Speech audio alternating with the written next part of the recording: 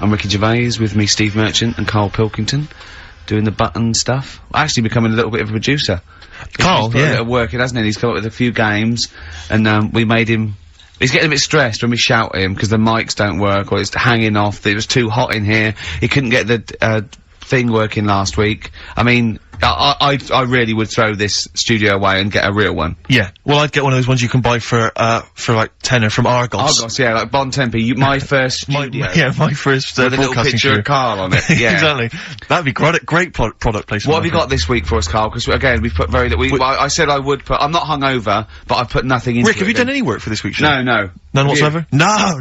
Okay, Karl, what have you got? What have you got? Quick. Keep them, it's 5 past, they're turning over already, they're finding other things. Karl, what have you come up with? There's melon stew, there's everything. Well, go on. We've got, after the success of last week, Rockbusters. Okay. We're doing that again. Sorry, were you on the same show as us? I thought it went alright last week. Yeah, okay. Good. Right, so we'll be doing that, got some nice prizes, which, what prize, what arbitrary films have you got? Have you got? Don't tell him yet, don't tell him. I'll tell you what, if it's Children of the Corn 2, then can I enter this competition? There you go. No. What is that? He's got some different prizes. Maybe I should just tease the audience with those a bit later, Rick, because there's some exciting stuff there. It's gonna be amazing. Yeah. Right, so I don't want to give too much away, Rick, but one of them is a copy of The Office on DVD. Is anything like maybe Burt Reynolds' straight-to-video film? Are there any of those in there? Sadly, nothing quite as classy. Fist. Yeah. Right. So we've got that lot to give away. Yeah. We've got Go on. educating Ricky. Well, teacher stuff. Because you taught me that people used to eat tomatoes off lead plates in the land of Narnia last week, which was good. Yeah. No, is it only tomatoes they ate off the lead plates, by the way? Why didn't they think other fruits and vegetables were poisonous? No, it wasn't. It was because tomatoes had acid in them. That was the problem. You see, you don't listen, right? Well, lots of fruits have acid in them. Yeah, but they didn't eat them back then. they didn't have bloody kiwi fruit and stuff. Don't say bloody. You're a producer. You'll start saying shit and cock and stuff. You start saying bloody. Tits. Play the. Hang on, right, and go on. Keep him hooked, right? Yeah. We've still got a song with a story in it. Yeah. You don't want to play Babushka, do you? He doesn't like the idea of Babushka. I told him that was a story. Yeah. And, he doesn't like it. Devil went down to Georgia. Someone sent in. You know, he's looking for a soul to steal. Yeah. Doesn't like it. Why don't you like that? Do you know the song? Not particularly. Right, it's a song about a lad who goes into a pub on a normal night. And it's in, sort of the deep south of America, New Orleans, something like that. It's, you know, it's not the old Kent Road. Right, okay. Go on. Goes into a pub. There's a devil in there. He's getting a bit cocky. He's had a bit to drink and he's saying, do you want to, sort of gamble your soul away with me and we'll see who's best at playing the violin. Yeah. And, I think the lad wins in the end, but it's not real enough. Whereas the one... Oh! What? Not like the Shadow that got fed up and started pushing kids off bikes? Rick, I think you're referring to stuff that no one made sense of last week. Yeah, exactly. I don't think we should refer to last week. Let's play Mock Turtles, Can You Dig It? And then we'll come back and we'll talk about that. I've come to the conclusion, Rick, we should never refer to stuff Karl said in the past, because it would just take too long to explain. Okay, alright, that's fair enough. Mock Turtles. Can you dig it? Indeed. What I've done there is I've taken the title and I've done it like I'm talking to someone. Sure. XFM 104.9, I'm Ricky Gervais, with me Steve Merchant. Hello and there. Karl Pilkington. So, Karl, how excited are you about, Ricky's celebrity boxing match? Are you gonna be there? Are you gonna come along? Are you aware of this? You're aware of all this, aren't you? Yeah, I've heard about it. We can't name the opponent, because that should be a surprise, but anyway, it's for charities, it's a charity, boxing match. Yeah. And, I've always wanted to beat someone up for charity. Yeah, exactly. Yeah, it's a good cause. But, the thing about Ricky is, I don't know if you're aware of this, Karl, but Ricky's one of these men who, you know, he doesn't mind sort of, you know, making a fool of himself on the telly and being funny and stuff, but if people said to him, right, you can either be Britain's funniest man, universally agreed that you're the funniest man in Britain, or you could, like, beat some gangsters up in a pub, he would go that, oh, please, just let me beat people up in a pub, and maybe like an old man's being hassled, like, by some street youths, and you come in and, like, smash some bottles over their heads and sort of sort it out. Against the odds, though? Against the odds, yeah, there's about 5 of them against you. Sure. So, because he's got this kind of... Get to the point, come on. Well, the point is, he quite likes the idea of being sort of macho, and you know what I mean, and kind of a tough guy, you know, because he grew up in a rough... like boxing. Yeah, but you'd love the idea of people going, don't mess with Ricky Gervais. If someone said, don't mess with Ricky Gervais, that would be exciting, wouldn't it? Never mess with Ricky Gervais, he will destroy you. That's what you'd love. Go on. Because you used to do karate, didn't you? You were a karate. Oh, I used to go, yeah. Didn't you get all the way up to white belt? No, I was one away from black, and then I stopped, because that's where it started working nights. Oh, yeah, See? one step away from black. Oh, was it? Really? Yeah. Okay. So anyway, I was chatting to him last night in the pub, because, obviously the boxing match is in about 5 weeks' time, I think, isn't it? Yeah, And, anyway, he, was sat there, Carl. I don't know if you know this about Ricky, but, he's taken to smoking cigars. No, I do. Are you aware of this? I had the occasional one. He got a cigar, he got like a Monte Cristo out of his pocket. It was ludicrous. He looked like George Papard for the A2, wasn't it? It was pathetic, and he was drinking Guinness. And I was saying to him, but aren't you doing a boxing match soon? And, I haven't started training yet. I'm starting training next week. You're not concerned that it's gonna have an impact? Well, I mean, what I'm saying is, you know, like, the boxers, they normally put in some effort and stuff. Like years of training. Yeah, I mean, what, you know what I mean? Getting up at 5:30. Yeah. Yeah. Because you reminded me of Frank Bruno when he was preparing for Panto. Not when he was... I don't think he even smoked then, did he, and drank? No. So I don't, what's your thinking, Rick? Because you know you're gonna get your face pummeled. You know that, I mean, they're gonna destroy you. You haven't got a chance. That's why I left it this long, so I definitely lost my looks. But you haven't got a chance. You're having a laugh. Have you ever taken a punch to the face? Sorry, listen, sorry. But I'm genuinely concerned. Is this sort of psychological training? Because... No, it's not psychological training, it's a warning. I've spoken to your friends and your loved ones, and they all agree we've got a petition going. We're sending it to the BBC. Please do not let this man box. Anyone else, please. But they're gonna beat you. Seriously, I mean, have you ever had a punch, like a boxing glove, in the face? No.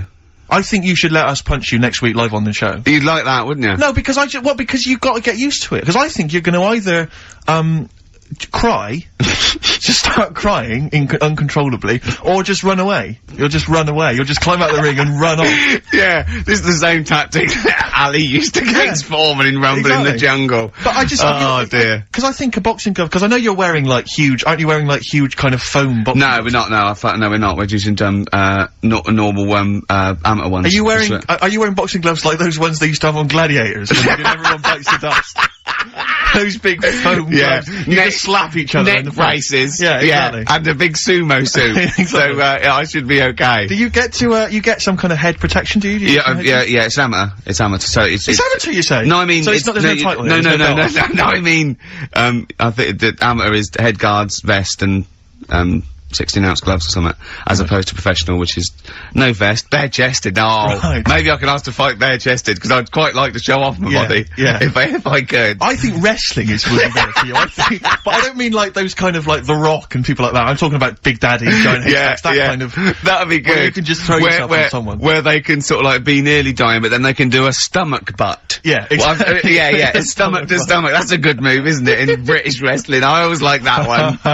Yeah, no, I think wrestling, like two elephant seals fighting over a female. Is it true that you've spent, knowing you've spent more time deciding what tune you're going to enter the ring to? I want to come out to California by Tupac and Dr. Dre. I think that'd be really good. I think that's embarrassing. And I'm going to come out with loads of little midgets to make me look really big. Sure.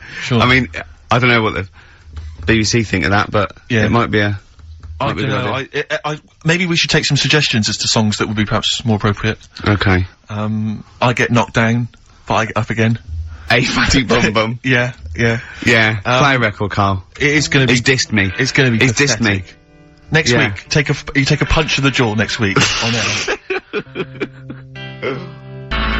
Turing Breaks, long distance, on XFM 104.9. On the way in, right, you know those little cars? They look like a little bubble car. They're modern ones. They look like half a car. Is that like a smart car? Is that what it's called? They look like, they just look like a toy car, and you can park them sideways. Is there only room for two people? Yeah, it's just like the half of the front of a Volkswagen just cut in half, right? And, I saw one going on Oxford Street, and it's a police car. A real police car, right? Really? Yeah. And, I mean, I thought, what happens if they have to chase someone? They couldn't, but I don't think that's the point. Because it was written on the side, it said something like, cleaner, something, more efficient. So I think they're making the point that we're cruising round in this car like we're on the beat, and it's using less energy and stuff. Yeah. But the first thing I thought of, right, was that those two policemen, they must have been going, oh, Sarge, don't let us have that one. Can't we have the Granada? Yeah. I mean, it's so embarrassing. I know, but, police, they're doing, But you've got to respect them. Yeah, of course, street toughs have got to respect exactly. I just don't know if you have to the only thing more embarrassing... What if you're really tall and you have to climb out of one and you're a copper?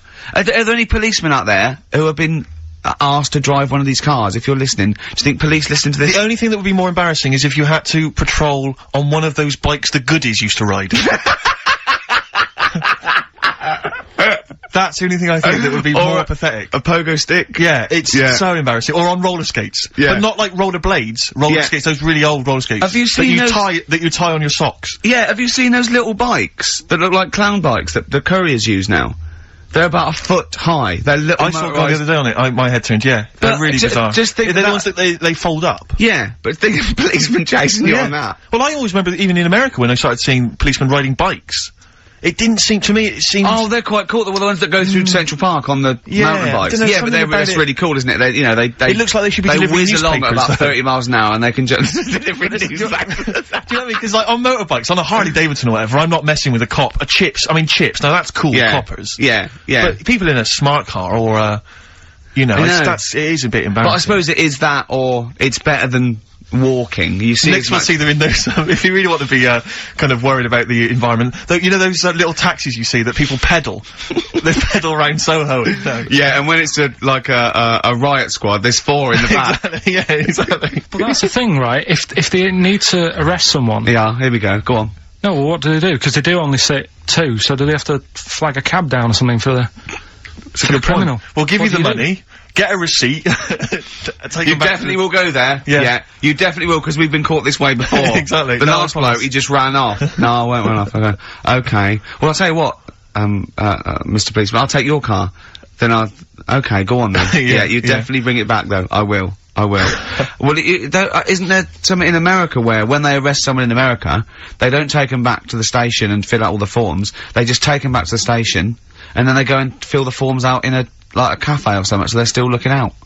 Yeah, Carl told me that. They're what? So they're still on patrol, is it? Yeah, so they said they're doing all their paperwork, but they're in the, a cafe window and they're looking out. Do you know, like how they say in this country so much police time's wasted by having to go back to the office and filling out loads of forms? That sounds like some policeman going, yeah, I could get a lot more work done if I was in a Starbucks. Yeah, no, there's a lot of criminals in the pub, and if I would, and I get to keep the receipts. Yeah, I mean, what's safest is if I didn't wear my uniform and probably got drunk. Yeah.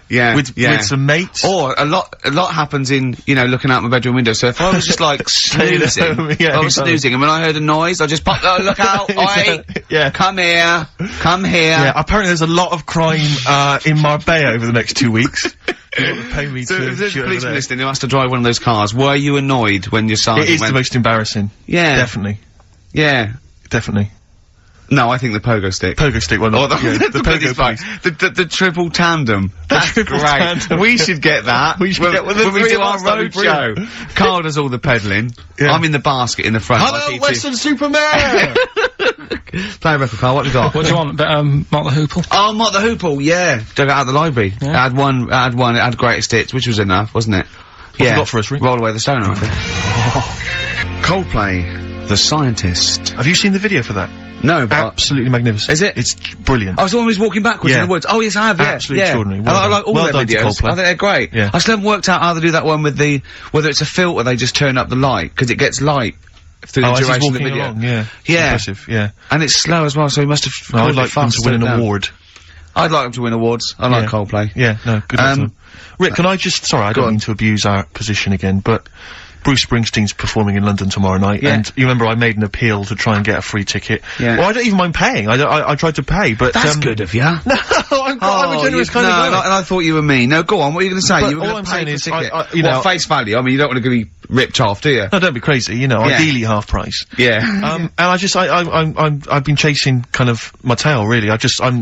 I'm not going at the moment. I'm not going, and I'm desperate to see him, man. I mean, he's going to do a great concert. It's his only one in London. I can't believe that being on the radio, being on XFM, the listenership's going up apparently. I can't believe I can't get a ticket. I've asked Carl. He's done nothing. No, Carl had a very good point. Nothing. Carl, say what you said when he was whinging in the break. First of all, whilst you're moaning, you also asked in the week for a Badly Drawn Boy album. Yeah. You got in today. Yeah. There's one there for you. Well, yeah. But it's yin and yang. And it's like, but I don't, Carl, what's Steve ever done for you? That's what you got to ask yourself. What has Steve ever done for you? Well, he took me to the BAFTAs.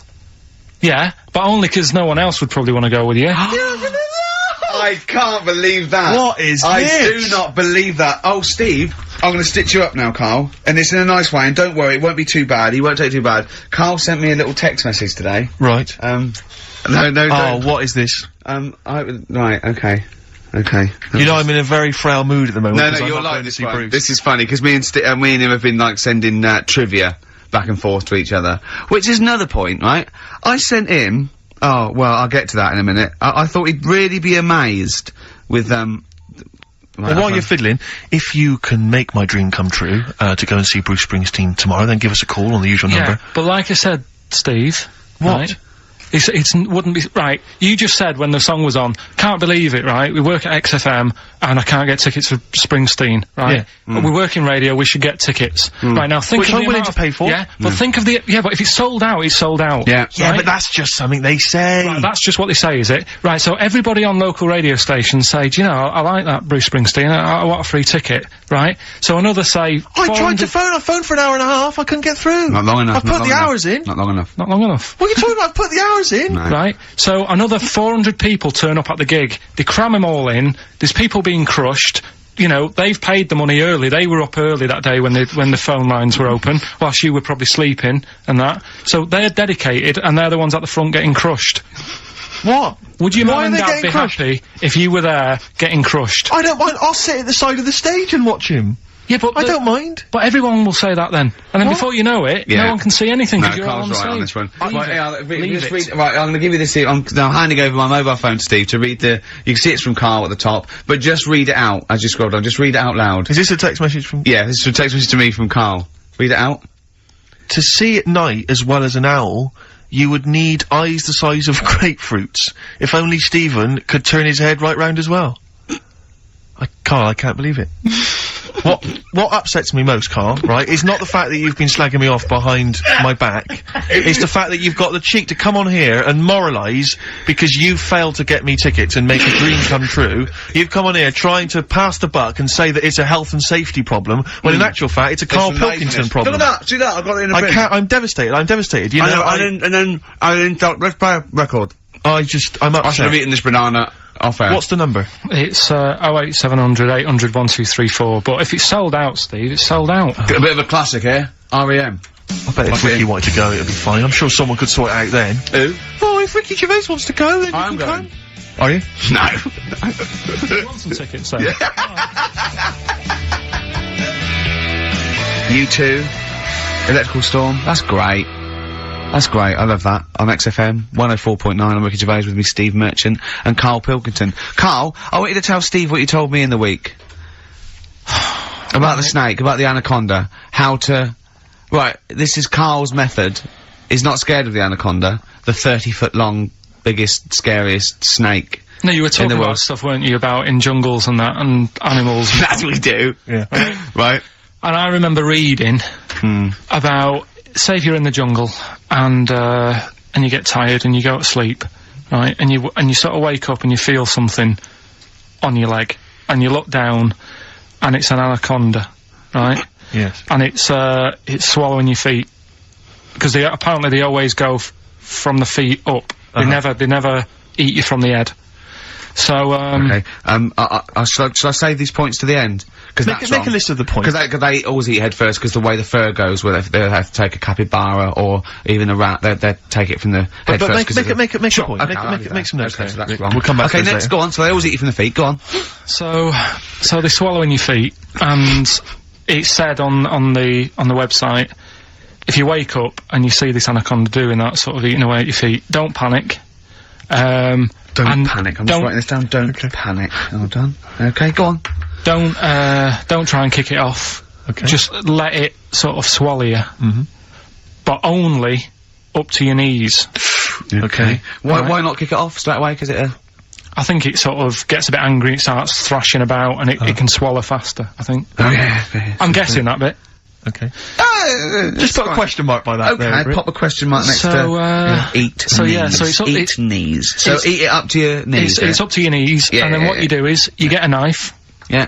Okay. and you cut And how do you get a knife? Do you walk over to the kitchen? I'm just gonna pop over, get knife. Where's that coming from? Get Well, you knife. You always have a knife. Okay. Always have a knife, of course you do. Otherwise you're a fool. Always have a knife, okay? Well, come on. Yeah. If you're gonna go into a jungle, Always have a knife. Okay. Always have a knife, yeah. simple. Could I just suggest something? You know, suppose you're wearing combat trousers, and the knife is actually in the trousers by the knee, the sort of pocket by the knee. What happens then? I suppose you could still reach into the mouth, couldn't you? So anyway, you've got a knife. Let's say you've got a knife. Let's say you've fallen asleep, the anaconda's chewing your feet, you let it eat up to the knees, you've got a knife. What do you do then, Carl? Right. So it's up to your knees, and what you do, you get your knife that you got out of your pocket earlier, and you cut it at the mouth, right? Do you know, like, either side of the lips? Right. So you're sort of cutting it in half. Right, like a Chelsea smile. And it can't, yeah, that's right. Yeah. It can't do anything. It wasn't ready for that. It can't move about because it's got, like, your legs in its mouth. Uh-huh. And peel it off and walk away. Okay. My main point, really, is this, Carl. Never will an anaconda or any constrictor, python, boa constrictor, just start eating a sleeping man. He will crush you to death first. That's why they're called constrictors. They're not called gobblers, are they? Or holy swallowers. They're called constrictors. Why would he start eating something? Is that how they take down antelope? Just start chewing their leg? Oh, it's gone off. I'll tell you what, lads. They get together, the snakes got there and said, I'll tell you what, we're losing a lot of prey by just living at their ankles. They're running away. Let's crush them to death first so they can't move, then we can swallow them. You're a fool. So anyway, right, so I was telling him this bit of information because we started a feature last week. Mm-hmm. Well, week before. Sorry, Carl, can we just go back to the crushing you to death first? Yeah, but, well, I read it. He's won there. He's beating you there, Rick. Okay. Did it say what to do if it starts crushing you to death first? do you know what No. Did it say what to do? Supposing it had this meeting, and it started crushing you, and you woke up and it was actually round your chest. And every time you tried to take a breath and breathed out a little bit, it just tightened its grip, because it can feel that. What'd you do then? You sort of tighten yourself up anyway, because I've read about that. Yeah. If one does start wrapping around you, you sort of make yourself into a ball, first of all, and it'll wrap around you, but it's alright because you're protecting your lungs, so it can't crush you, and then you just sort of shout for help. And right. Shout help with this 30-foot snake. Do you know how it works? It gets as tight as it can. It can feel actually as tight as it can, right? With these huge muscles, right? Yep. Right? When you leave a bit of breath out, it tightens again. You won't be that out of breath. You haven't been running anywhere, so you can just go. What? And when do you get the new mouthful of oxygen? Just breathe very slowly, like you do. How? Do you know what breathing is? Do you know what breathing is? It's extending your rib cage, right? Intercostal muscles between the ribs. Contract like that. Okay, making the rib cage expand, which pulls air in through. It's like a bellow. That you can't just breathe via the mind. It's a physical process. It's your rib cage pulling over. Maybe I'm special, but I can do little breaths without my rib cage. Play a record, Steve. Yeah, you're special. Play a record. No. You can't take little breaths without moving your rib cage. Can I just give you the titles, because we're running out of time, we've got a competition to do. Okay, alright, let's just leave the anaconda discussion. Why don't you agree to disagree, and we'll see who survives if you crash land in the jungle. Right, so, what is this? What are you doing now? This is Educating Ricky, right? Oh, good, I'm gonna look forward to this. Yeah, 3 topics that I teach you every week. Yeah. Now, obviously, I should just remind people, you normally summarise each of these in a kind of bullet point heading, which you tease us with, so what have you, reduced them to this week? Right, we've got, Stocking, Aitken and Waterman. Stocking, Aitken and Waterman. Good. Yeah. What else have we got? We've also got, what else is it? It's not his vault. Yeah? It's not what? It's not his vault. Okay. Yeah? And we've also got, Get a Lobe of This. Get a lobe of this? Yeah. Carl, they're genius. Rick will be choosing one of these after New Order. Oh, Foo Fighters and All My Life on XFM 104.9. I'm Ricky Gervais, with me, Stephen Merchant and Karl Pilkington. Hives there on XFM 104.9. I'm Ricky Gervais. Steve Merchant. It's with you. Oh yeah. Yeah. Sentences and all that. Just using the traditional English language. you put me off, you pointed to yourself, and I just said Steve Merchant. We know we do it every week. You introduce me. You say with me and I go Steve Merchant. No, yeah. So no, it's a catchphrase that everyone's waiting to hear it. No, but usually I go Ricky Gervais and you go with Steve Merchant, but this time you pointed to you, so I said it. But I didn't say it, it caught me off guard, so I didn't use the sentence. Oh, I don't like the way you sit, right? I've read medically that if you're slouching like that, can you try and describe how you're sat? But you've got the kind of have you ever seen that picture of when John Lennon was off his head on Smack recording Let It Be, and he was lying on the floor at Abbey Road? That's basically what Ricky looks like now. I'm scared. It's not good for you, that. Look at you can't breathe properly in the diaphragm, so you're gonna speak badly. Hey, listen, I was trying to speak medical stuff there. I was trying to run into trouble. Anyway, Rick, what are the words to Wham Rap? Now, what are the words to... I don't remember Wham Rap. What the hell's got into you? Hey, sucker. No, there's nothing you can do. Brilliant. I look forward to a forthcoming revival of your music career. Yeah. Rick, I had some devastating news last night. Go on. You know when I left you, I was off to buy a PlayStation 2? Yeah. I was totally in the mood for Or a PS2, as he said. Yeah. Which confused him, Grandad. Anyway, so, I think I went in, like, some electrical stop on, Oxford Street. Yeah. And, I'll just say, the thing about Steve is, I wouldn't say he's mean. He hates that.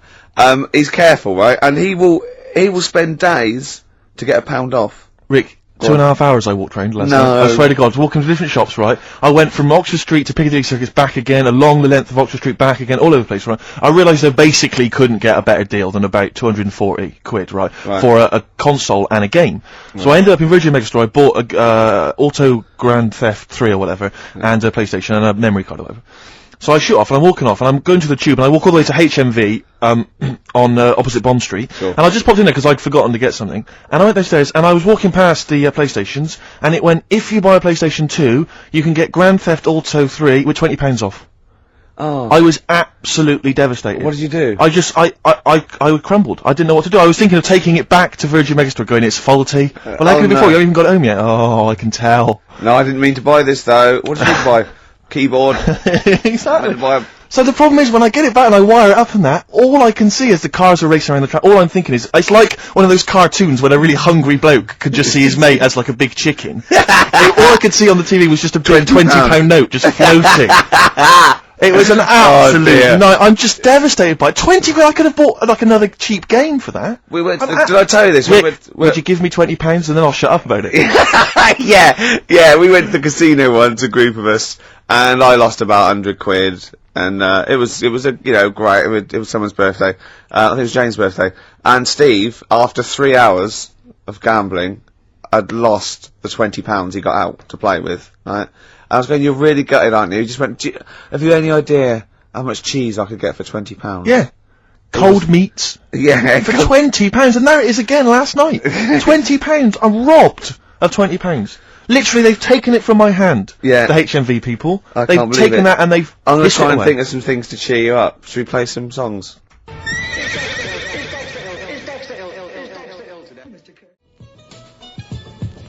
Avalanche is there.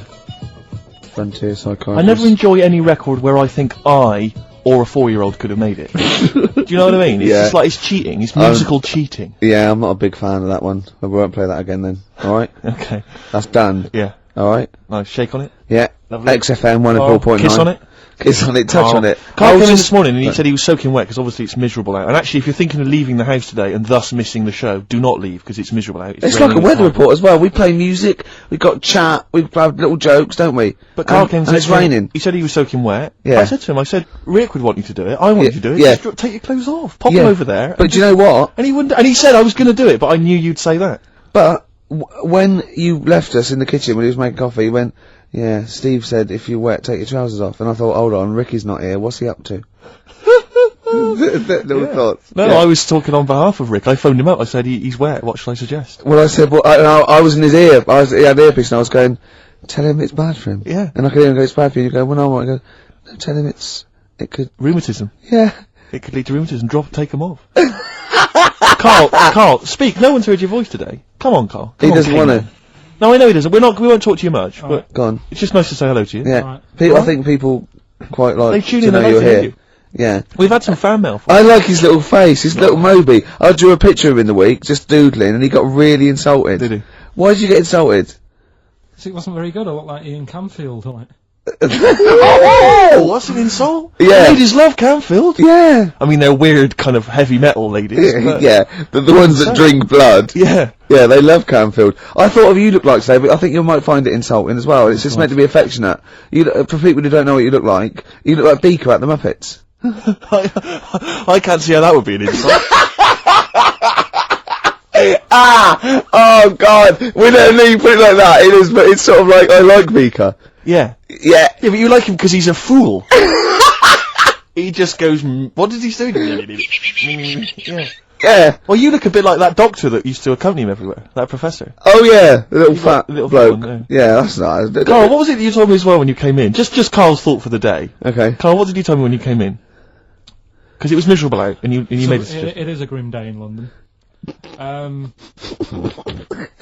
like it already. Brilliant.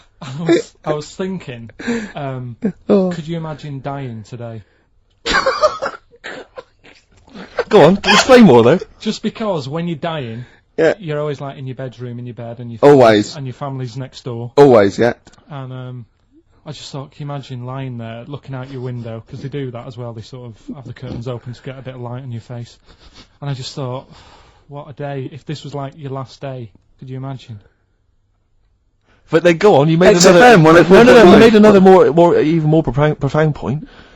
You said if instead of dying on a rainy day, you'd prefer to. No, if you died on a bit of a nicer sunny day, then it's not so bad. What I'm saying, no, it's your last day looking out on the world, Yeah. and look at it.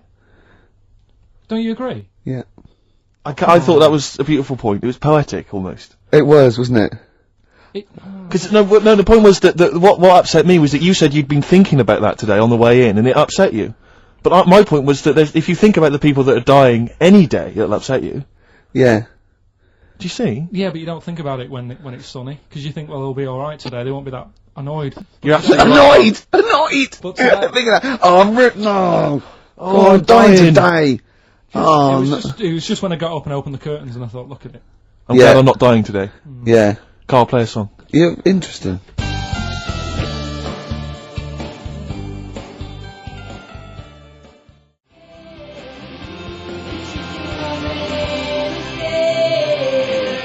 Mull Historical Society, watching Xanadu on XFM 104.9. I'm Ricky Gervais. With me, Steve Merchant. See, it doesn't work if you say with me, Steve No, Merchant. it doesn't work. I've got to say I've either got to say with me, Steve, or you just go with Steve Merchant. Sure. See what I mean? Okay. It's not as easy, is No, it? it's not. No. It's not as easy as it seems. You know this, right?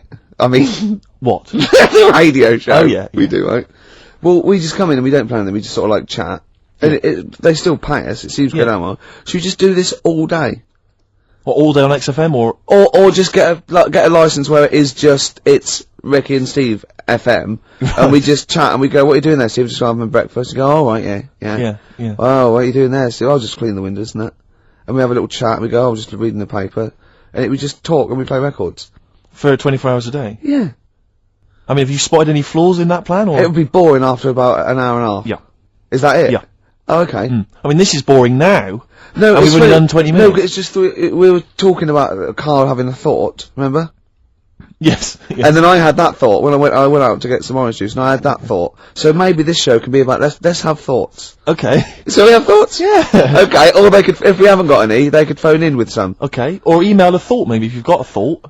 Just email that in. Just thought we could talk about it. Ricky.gervais@xfm.co.uk. It could be a thought about anything. Hey, can we go on? Can we not make those thoughts racist or homophobic, though, please? Yeah. Or, not downers.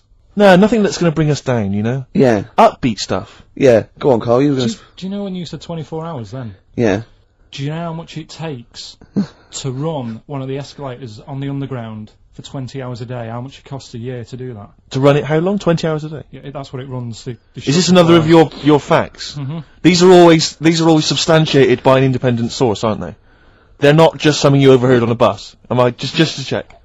This is fact. I read it. Did you read it on a wall in like a sandwich shop? Sometimes I wish this was on telly, because when Steve said this, you have these substantiated by an independent arbitrator or something, Carl just looked at him. Yeah. Like he'd just spoken French. It just looked like that. It just, Okay, so anyway, this information you've got from a reliable source, you read it on the back of a fag packet or No, something. I think it was in the Metro magazine in the week. Lovely. Okay. Yeah, So okay. here's and let's just hear it again. How much does it cost? Yeah, there's loads of escalators, isn't there, on the underground? Yes. And they run for 20 hours a day. Yes. 'Cause Don't the tell us how. the Tell you what, shop- Carl. That's such a fascinating fact. Don't Yeah. tell us. Let's play a record, Rick, Okay. and then people can stay tuned if they want to hear This how much is it like costs. this is like some sort of mental home radio, Yeah. isn't it? I mean, we're not mentally ill. We haven't, we haven't had any head trauma. We're educated people, Yeah. but we come out with just rubbish, Gobbledygook. just nonsense. It's like I can't grasp it. I don't know why he started saying. I've no idea what that thought was. You just said 24 hours about doing radio for 24 hours, so I thought, oh, 20 hours. Oh God! So we're now examining the thought processes that we all have Oh, before no. we get to something. Let's just hear a song. Okay, Rick. right. It's 1:30, and that film sounds good. Ooh, that film sounds good. Feature. This is where I choose a song from a film that film sounds good. See, this is a film that me and Steve both love, and he saw it first and got me onto it and said I'd love it, and I did. The album is a superb album. It's seminal. It's just has some great songs on there. I feel like playing another one, maybe Song for the Lovers. Maybe do it later. Yeah. Maybe I could do that. Yeah, it's beautiful. I have to say I've seen the follow-up to Rushmore. If Oh, you yeah. enjoy Rushmore, it's this new film, The Royal Tenenbaums, with amazing cast. Ben Stiller's in it, Gwyneth Paltrow, and Gene Hackman in his Golden Globe-winning performance. Oh, yeah. Same sort of thing as Rushmore, same kind of style, but lovely sort of kind of family comedy. Absolute dynamite, and again a brilliant soundtrack. Nico is on there, Nick Yeah. Drake, all kinds of treats. Forthcoming in the cinemas, Rick. You say the follow-up? Is it the It's same not a director? sequel. It's the same director, same writer, Right. some of the same cast. Bill Murray makes another appearance. Isn't Same this- style. Haven't the Swingers lot done another one? They have their new films Made with the same Right. Jon Favreau and Vince Vaughn. Again, dynamite, really good fun. Not as kind of perceptive as Swingers, but certainly as much fun. Have you seen Swingers, Carl? I think so. Is it the one where they've got a line in it? They've got a catchphrase in it, haven't they? You're the money. Money? No. You're that's so money. Jeremy that's it. Yeah, I've seen it. Yeah. I love the fact that I said you're the money. You went no. You went you're so the money. You went yeah. Well, yours is from what's his name? Yeah, Jerry Maguire. No, Yeah. that's show me the money. Yeah. Yeah. I've seen it. Anyway, See, that was really articulate. We had we did a feature. It linked into film. Steve Love Films did a little off the cuff review. Then it went into gobbledygook again. yeah. That, I can't even say it. You couldn't even say the word gobbledygook. It's yeah. Anyway, listen. You had an interesting fact you were going to give us, Carl. I don't think we can leave people waiting for this any longer. No. Right. How much does it cost to run one escalator? That's just one Yeah. on a London Underground. It's running 20 hours a day because it shuts for 4 hours in the night when they're cleaning up and that. Yeah. Yeah. How much does it cost to run it for a year? £12. £60,000. The trouble with these facts is I've got nothing to compare it against. Well, think about like your yearly electric bill at home. Well, when you put it like that, when you can. It's a lot, isn't it? When you think they could just use stairs. Carl, play a song. Politics on XFM 104.9. Please, people, just use the stairs.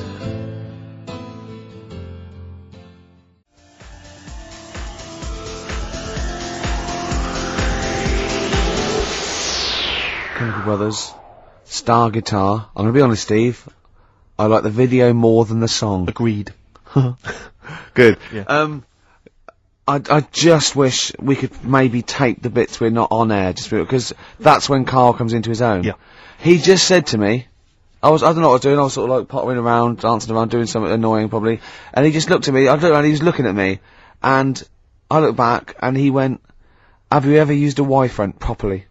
Genius. It's a great question, because the answer's definitely no. Definitely. No. Does anyone use their Y-front properly? And by that, I mean, get your winky out of the little sort of slot provided, as Yeah. opposed to like put it to one side or pull them down or Yeah. whatever. Has anyone used a Y-front properly? I don't think I've ever done it. I don't think I've ever done it. I've never seen anyone in a toilet doing it, Rick. You should be looking. I wish I hadn't said that. I caught ya. Really? Yeah. That's actually how you prove people are gay. Yeah. You get them into this conversation. Yeah. It's a trap. yeah, it's a trap. It was the trap. Yeah. I I'm thought not that gay, was by the the, way. Yeah. You didn't prove I was gay, I double bluffed you. Because I knew the old gay trick. I thought it was the old Gaylord say no thing. That is another method. Yeah, That is there's innumerable methods of doing it. That's how Oscar Wilde was caught. Yeah. Yeah. What happened there? Well, the judge went to him, did you see that film last night? Gaylord say no, and he went no, and they went take him away. Yeah. Take him down to the cells. Yeah, take him to Reading. It is true. Well, It originated in America. yeah. So many of these things do. It's Yeah. a brilliant point, Carl. I'd like to hear from anyone listening who's, and I mean, well, they'll just lie, wouldn't they, I suppose? Yeah. I don't even use sort of flies. No? Usually, I sort of pull my wife on, my sort of tracksuit. That's why I wear sort of like elasticated waistbands all the time. Exactly. Just sort Speed. of like. Yeah. You got to get in there with the minimum of effort. Yeah. And out. Sure. Often I won't shake. No, well, no. To my detriment, because it often leaks out a little bit later, doesn't it? Ever been out on a date with a girl where it's just trickled down your leg and you wish it hadn't, and you're thinking, what if she gets my trousers off later? She might smell or see it. What? What? I don't know. I don't know what I said there. Right. Rick, I had for Christmas something which I think might excite you and interest Yeah. you, because I know you're obsessed and interested by facts. Yeah. Don't fiddle with the microphone. Well, I was just looking at what it was underneath it. Stop, listen to what I'm saying! I know, no, listen, let me explain. People could hear you moving the microphone. Could they? Yeah, I can hear it in my headphones. You know, it's the little pop shield that goes over the mic. Yeah. I was going to see what way the mic was facing, so I just had a Who look. cares? No one's interested. Leave it. Carl will tell you if there's a problem. Alright. Why am I talking like that?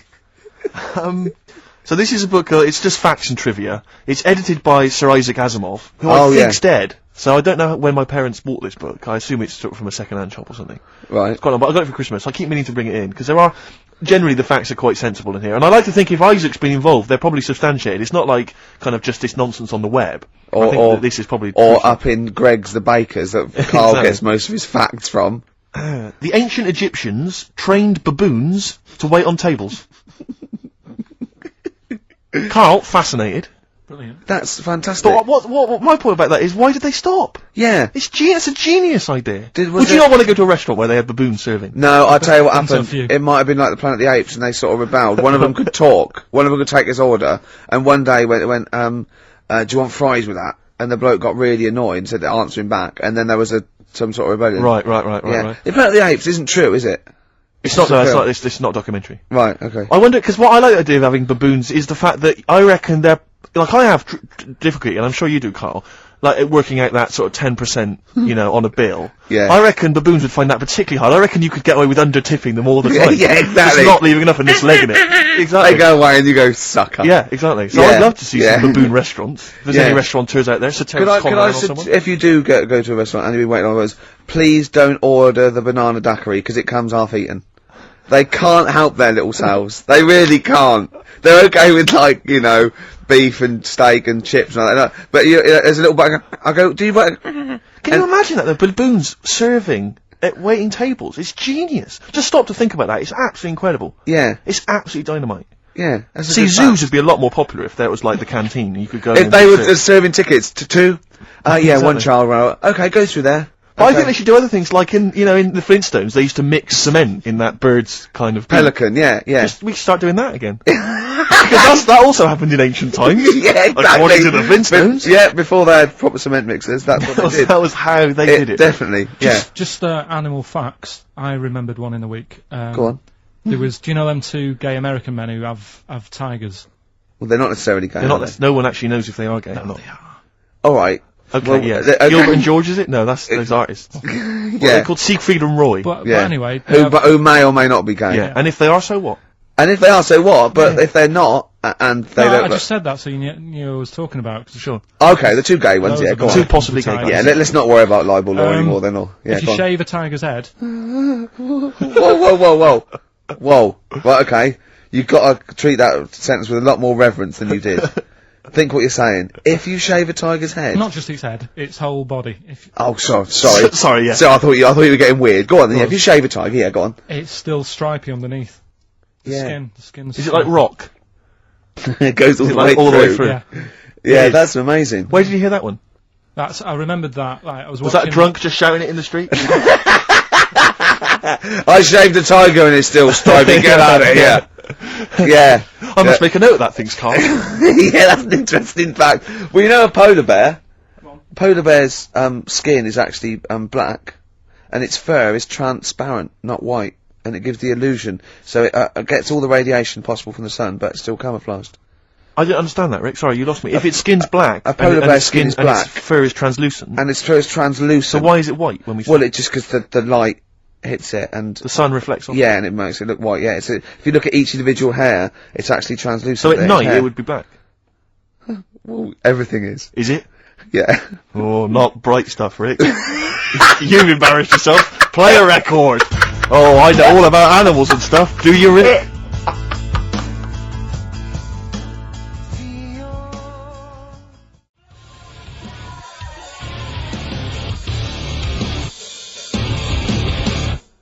P-O-D.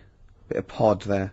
Alive. That's grown on me. Yeah, it's not bad. You know, it rocks. I mean, we've got to give it that. I will certainly give it that, Rick. Yeah, XFM 104.9.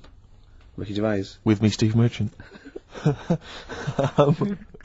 So more from the facts and trivia book, edited, as I say, by Sir Isaac Asimov, so not just overheard on the tube or by a drunk. Well, he might have overheard him on a tube by a drunk and just put him in a book. Yes. Listen to the whole fact here before you make any judgments. Okay. Sauerkraut was renamed Liberty Cabbage by Americans during World War I. Sure. In their denunciation of all things German, some Americans actually kicked Dachshunds. And the little dogs? Yeah. Little German dogs, just give them a kicking. Because they were German. Or they were derived from Germany. I don't know if they got to like a small sort of French village and just said, bring out your Dachshunds. Why, what are you going to do to them? Nothing. Give them a little bit of food or something.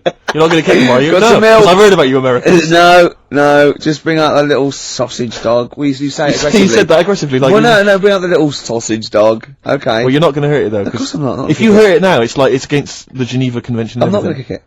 Well, I didn't even bring up kicking. I didn't even mention kicking, so why have you done that? That's... I don't know. Well, I haven't got a Datsun.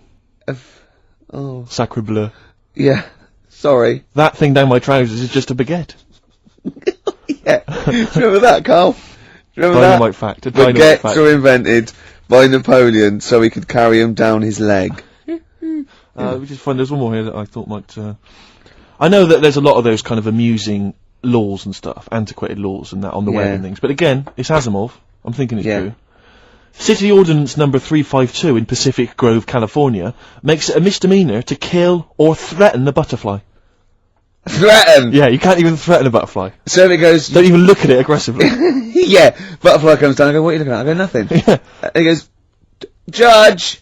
What? Yeah. Bloke looking at me with a net. I wasn't doing anything, was it? No, I'm fishing. But see, the thing about that is, a lot of the kind of, sort of the wilder butterflies from the wrong side of the tracks, they're just going to take advantage of it. They're going to cruise around, they're going to be playing loud music, abusing old people. They're untouchable. And they're going to go, have you got a problem with that? Exactly, you go, and no. you're going to go, no. No, it's fine, go about your business. No. Butterflies there, Rick, in California, running amok. Yeah. Should repeat it. Yeah. No, there's another one that I think you'll be a fan of. It might take me a while to find it. Maybe we should play a track. Oh wow, that takes us nicely. That's a lovely link.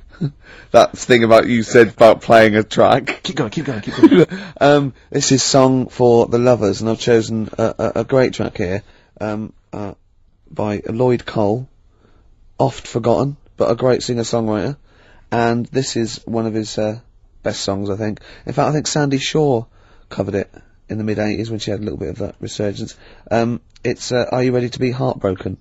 And it's Song for the Lovers, lovely tune. Enjoy.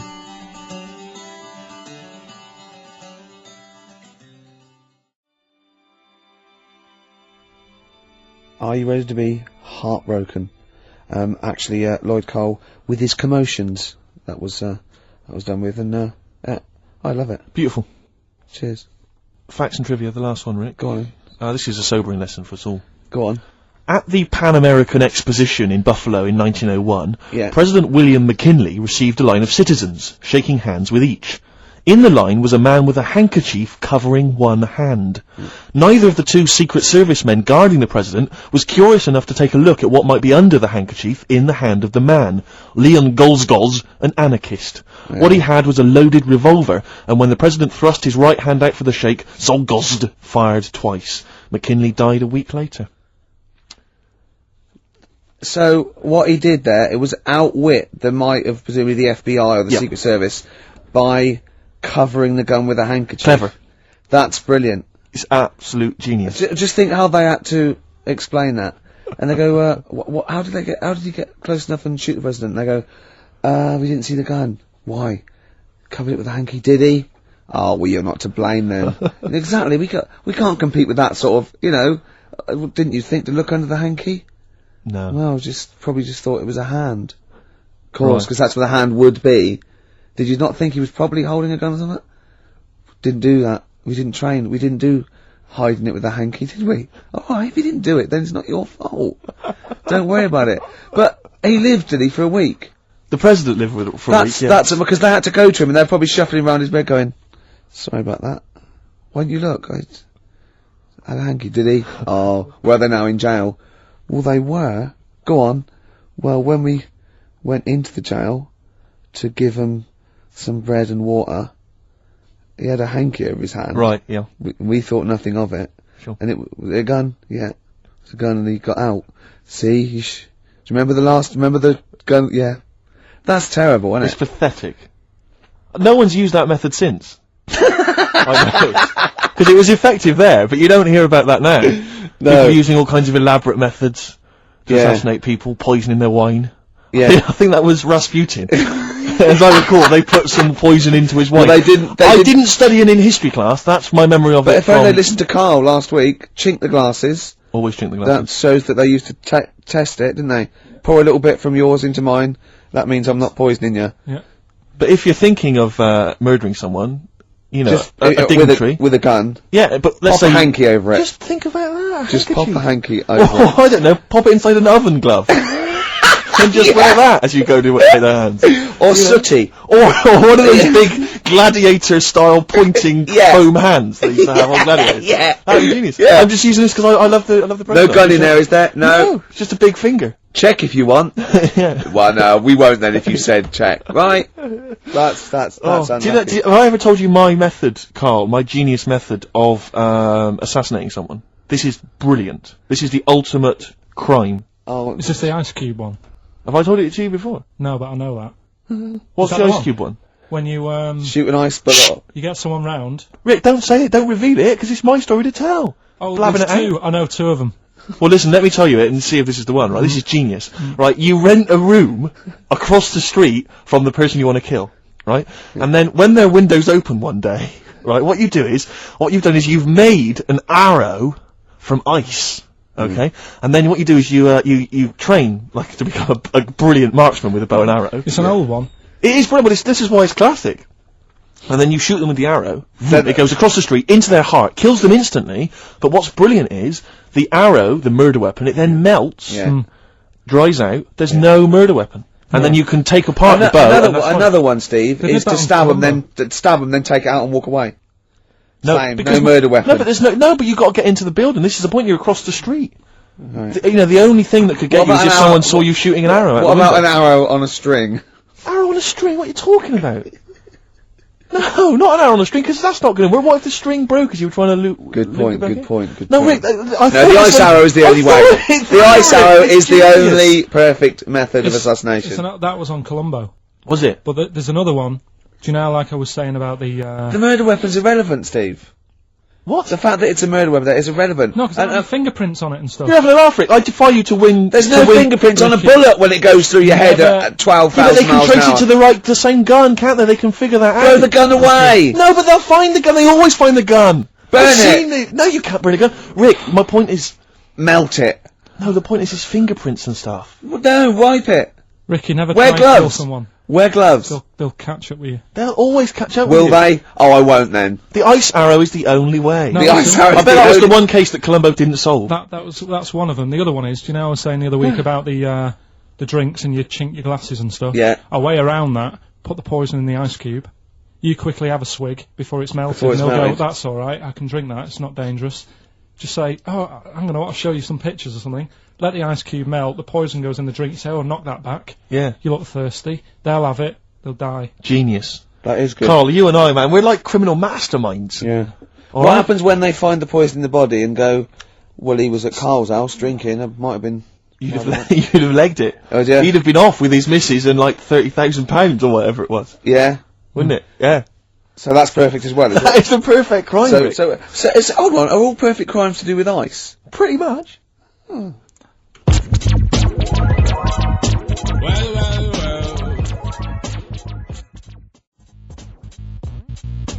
Roots, manoeuvre, witness.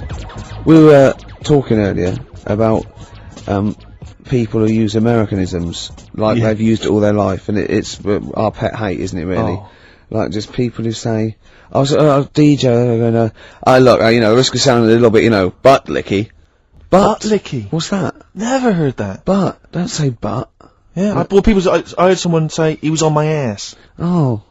He was on my ass. Yeah. I've never. What? I'll tell you what almost annoys me almost as much as that. There was a guy I used to know who'd pretend, and this guy was like, he'd never done anything wrong in his life. He had no street cred whatsoever. And I was driving along with him once, back from somewhere, and a police car just pulled out and was just following us along the road, because police cars sometimes do. Not following us, just happened to be driving in the same direction. And he went, "Hey, up the pigs, watch it." like what? I was supposed to think, what, you've done some crime? Yeah. You're part of Grand Theft Auto 3, and I better be careful, because you've got some knocked out, off gear in the back. Yeah. And watch it, it's the bloody pigs. Or a dead, just play it cool, play it cool. A made man that you just Exactly. killed in the boot. Nonsense, and I just so annoyed with that kind of pretending to have street cred. I know, just I remember once, right, an American came to our school, we were all about 13 and 14, and he was like, you had to be his friend. And it was like people vying for his attention, because he was sort of like this cool American bloke, right? And, he was like good at sports, straight, he's always, it's just great. And, I remember someone saying like, tube, a toothpaste, and he laughed, said, tube. And I go, well, what is it? They said, it's tube. Right? And people go, no, it's tube, right? And they go, it's tube, right? And I went, I say tube. He went, and they sort of looked at me, and they just thought, you liar. I just went, no, I say, let me think, no, I say tube. Oh. When you're a kid, like, any American you ever meet is the coolest thing. It doesn't matter if it's a huge, fat bloke wearing Bermuda shorts and a camera on his neck. It's cool, because they speak with an American accent. Well, that is cool. And they say... Being a huge fat bloke in Bermuda shorts is cool. Sure. Yeah. That's what you keep telling yourself. Yeah. I'm growing into that look, says Rick. 41. The Canadian tourist look. Absolutely. But no, so anything, sidewalk.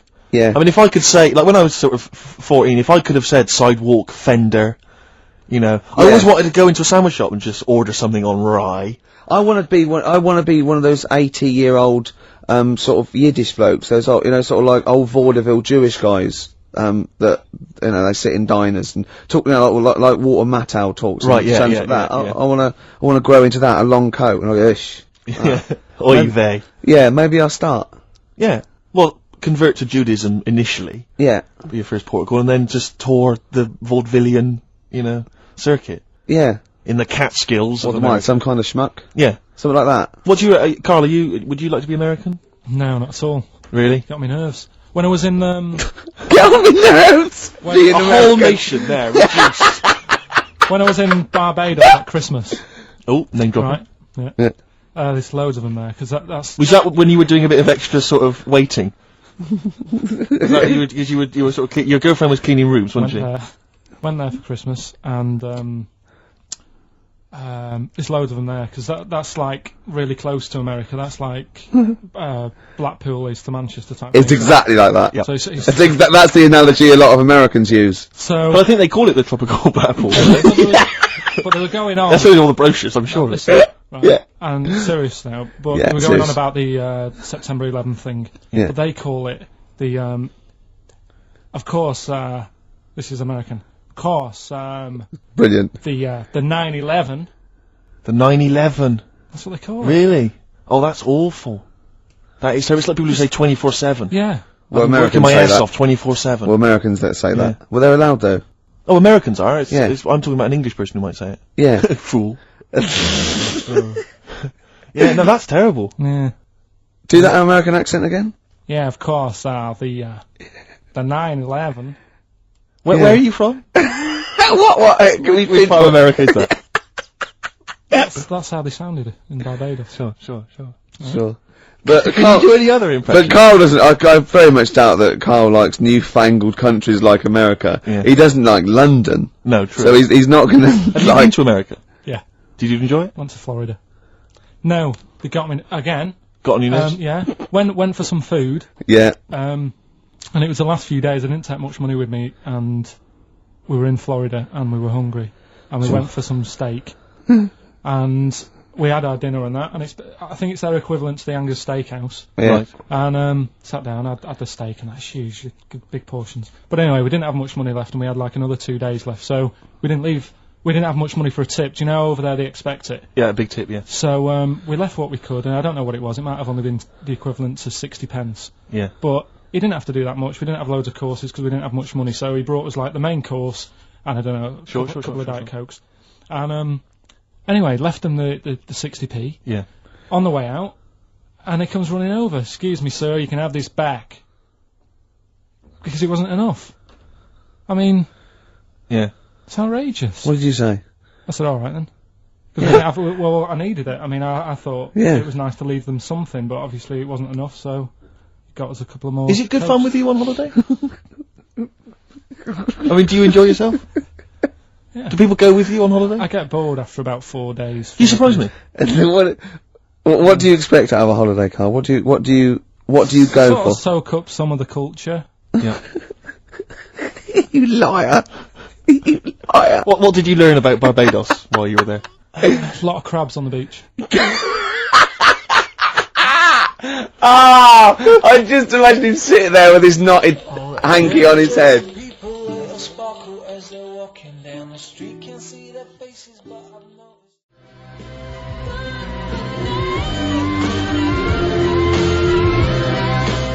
I like that. Not bad. Bit of Gary Newman there. That's Richard X and Sugar Babes. Are Freaks Electric. Is that one of those things where they've taken one song and they've laid it over the top of the other? Yeah. Brilliant. It's good, no? No, it's good. I like that, good. Yeah, it's good. Classy. Yeah, well, we're nearly done, aren't we? We are almost finished. Which is a couple of great tracks. We've had a few laughs. Maybe we've had a few laughs, haven't we? Exactly. I've perked up. Yeah, you have. Yeah, You've no, lost it I- here a bit though. You feel a bit. It sounds like you're a bit down again. Well, it's, that's just 2 hours work in Okay. one long Sure. stretch. Yeah. I reckon we could do a 3-hour show now. No. No? No. Skin of the teeth, sort of just. Yeah, we barely got away with this. Really? This is beginning to fall apart now. It is, isn't it? Yeah. Oh. But yeah, it's we've been had a good fun, time. though. We've had a few laughs, as I say. I just think of Carl on the beach. He said he started winding the crabs up because he got bored. He started throwing sand at them. It's like a child's experiment. When you were in California, you weren't aggravating butterflies, were you? Because that's a misdemeanor. Scary though. The weather's really freaky Where in California. is it? Yeah. In the day it's dead nice. Come 6 o'clock it goes black, and then the rain comes down. It's freaky. Is that every single day, Carl? Or was that just the week you were there? Every day I was there for about a week. It happened every day. So as far as you're concerned, that happens all year round. Yeah, good thing. So what you're isn't saying is, if people are booking a holiday, they should be conscious of this because it will always happen. it? Californian Oh, tour. That's I think fact. it does. I think it does. But why did you start throwing sand at crabs, by the way? Just because you get bored on the beach. You sat there. You look around. Yeah. And then I saw these crabs, and I was watching the way they move around and Yeah. what they Funny, do, innit? Sort of to. That annoy you the way they moved? No, I mean it works for them, Good of you. but it was just what I was weighing up is they're Yeah. quite close to the sea, so I Sure. was watching the sea come. They like it close to you, don't they? Yeah, Yeah. but they don't like it too close. No. So like the sea was coming close to them, they'd run towards me. Yeah. So as the sea came in to them, I was chucking sand the other way, and it was like, ooh, They didn't know what to do. they didn't know where to go. Really? Oh, yeah. How long did that keep you occupied for? The last 3 days I was there. maybe. Have you ever seen, I don't know if I've described this before, do you remember a classic Paul Daniels episode where Paul is having tea with some baboons, I think? Chimps, full circle. And he's got a little box, and inside the box is a mirror. And he gives it to the chimp, and it looks in the box, and it's confused by its own reflection. It can't figure it out. So it's looking behind the box, trying to figure out, is there another monkey behind it? Yeah. It goes on like that. It's dazed and confused. It was there for weeks, just staring into it. I imagine you're a bit like that on the beach with the Yeah, crabs. that's great. I think that's my analogy. I, Paul yeah. Daniels chimps. Yeah. I kept a crab once for a week. When we went to Bognor, it was me, my mum, and my nan in an Oh, party time. Oh man, alive! Look, you I bet the fun never you haven't lived until you've woken up to the sound at 3 o'clock in the morning of your nan having a wee in a tin bucket and echoing round a caravan. Man alive! Yeah, I was about 9. You'd brought a chick back. I was about 9, right? And I just kept a crab in a first day. In the bucket? In a. I don't know where it came from. No, I found it on the beach and I brought it back and I kept it in a little bowl in the sink. And then the last day, it started to smell a bit. And then the last day, Mum said, "Go and put it back." And I went and put it back. So I had a pet crab for a week. And did it die? What happened to it? No, it just got bored. Sure. It didn't do a lot. Did it start throwing sand at you? Oh. Listen, I think we better play some music because we've got a few songs to squeeze in. I just wanted to play a track. I was watching MTV the other day and I was a bit confused. Yeah, so was I like that. Because, I saw a video for the Electric Soft Parade's Silent to the Dark. Yeah. But it was called Silent to the Dark 2, but it was the same song. It sounds like they've redone it. The video is different to the old video. I was very confused. Hopefully someone will phone in and solve it for me. Anyway, this is the original Silent to the Dark. Still a good track. Let's hear it, Carl.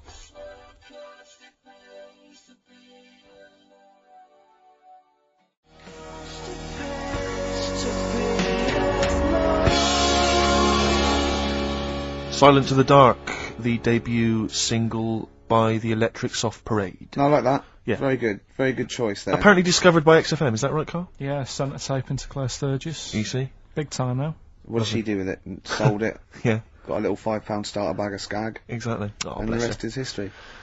Well, I've enjoyed myself. I have. But can I just say, we don't just muck around and do stupid things and play great music. We're also informative. And We I'm are. going to leave London with this tip that Carl, for no reason, just told me. Do you want to do it, Carl, or shall I tell him what you just said? Rick, we haven't got much time, you better explain it. Okay.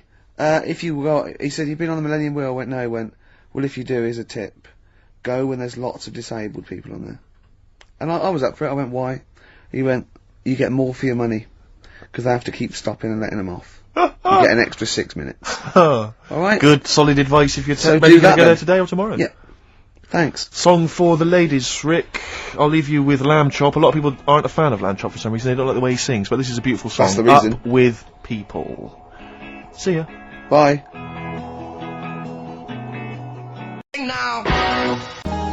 Clocks from the Coldplay on XFM 104.9. I'm Ricky Gervais, with me Steve Merchant, and back Karl Pilkington. Hey. He's raring to go. It's nice when you have a bit of time off, isn't it? Yeah, how long have you had off now About then, 3 Carl? weeks. About About 3 3 is it? weeks, yeah.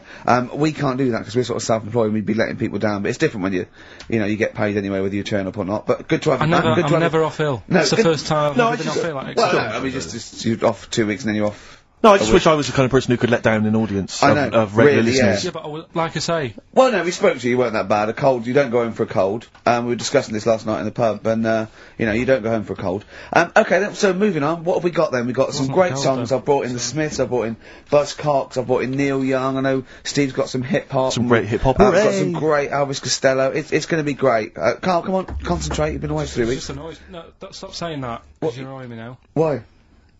Oh, that what what you you do? Go home ill? Oh, he's annoyed me. Oh, has he? Yeah, I got a bit of a wet cheeks and headache. I'm a little bit annoyed. Can I have some time off but still get paid?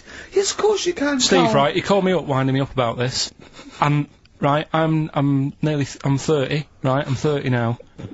I can only remember being off 2 times. Oh, his memory's going as well. You had some time off. And both of them were when I was at school. School? What's one- school? One when it was windy. Why did you have time off? Because it was windy. But to be honest, Carl, that lasted for wait. 7 years. Yeah. Your time wait, off at wait. school. Why did you have time off? Because it was windy. Were you windy, or was it windy No, outside? it was like when Your auntie wasn't out the window, was she? Yeah. when the winds were bad in the 70s, and my mum said, "Oh, What? Whoa. What? I remember space operas and flares. I don't Yeah. remember the winds being bad in the 70s. well, my mum just said, you might get blown into the road, so don't go." She had so much faith in you, didn't she? As a human being. Is that why she got fired from the pie shop? I'm not coming in today, I might get blown into the road. Oh, God. Funny thing it was, right, Steve? They had this thing going at school, because a lot of people used to wag it back then. Used to what? Wag it, sort of not go in, Right. right? And they sort of try to make it interesting for you by giving you An education. a certificate if you did a full week. Reward for the rest of your life with achievement. That sort of carrot. And also, like, let you go home at 3 o'clock on a Friday, right? If you'd done a full week and that. Yeah. So it was lovely weather all week. Then it just sort of changed on a Friday, and I got up and it was all windy. It's and always my mum windy said, for Friday on 7th, isn't it? don't, if you don't want, don't go in, because, you might get blown into the road and that. So I said, alright, then I'll stay off. And, so why did you, told you to hold on to a fence or walk you there? What's this, don't go out Immediately if you give up. I love this getting blown into the road. Is that based on your cats that kept getting blown into the road? Well, so I got to school on the Monday, right? And the teacher said, Took you a right, long time. today, to punish you, you're the only one who wrecked the whole week, right? Everyone else came in, you didn't. So everyone else is going home at 3 o'clock today, but you're not. Brilliant. Serves you right, and I wasn't bothered though, it was great, because I said, well, you'll have to stay with me, won't you? And it was great. So all I did for half an hour was doodle and stuff. It was great that afternoon. Yeah. And that was ages ago. That was like when I was about 8. And that's one of the times I was off ill. Yeah. So it was But that wasn't even ill, that was wind. Yeah. Yeah. So, Yeah. Yeah, it's a bit different when you're to be honest with you, world though, Carl. You can't just not turn up because you've got a bit of a cold or you're a bit fed up. I mean, we had an appointment 4 o'clock Thursday, wasn't it? And he had to call it because I cancelled it. Meeting went on a bit late. Yeah. Time management. Get things done. If it was important, you'd get it done. Play a record, Carl. Pull your finger out, please.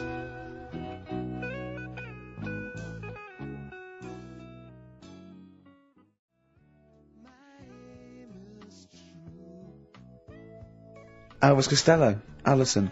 What a great track that is. Beautiful. Well, Carl, we'd better tell them all the new great features we've come up with in the time you were off. Right, well, we've got the film thing still going. Okay. Yeah.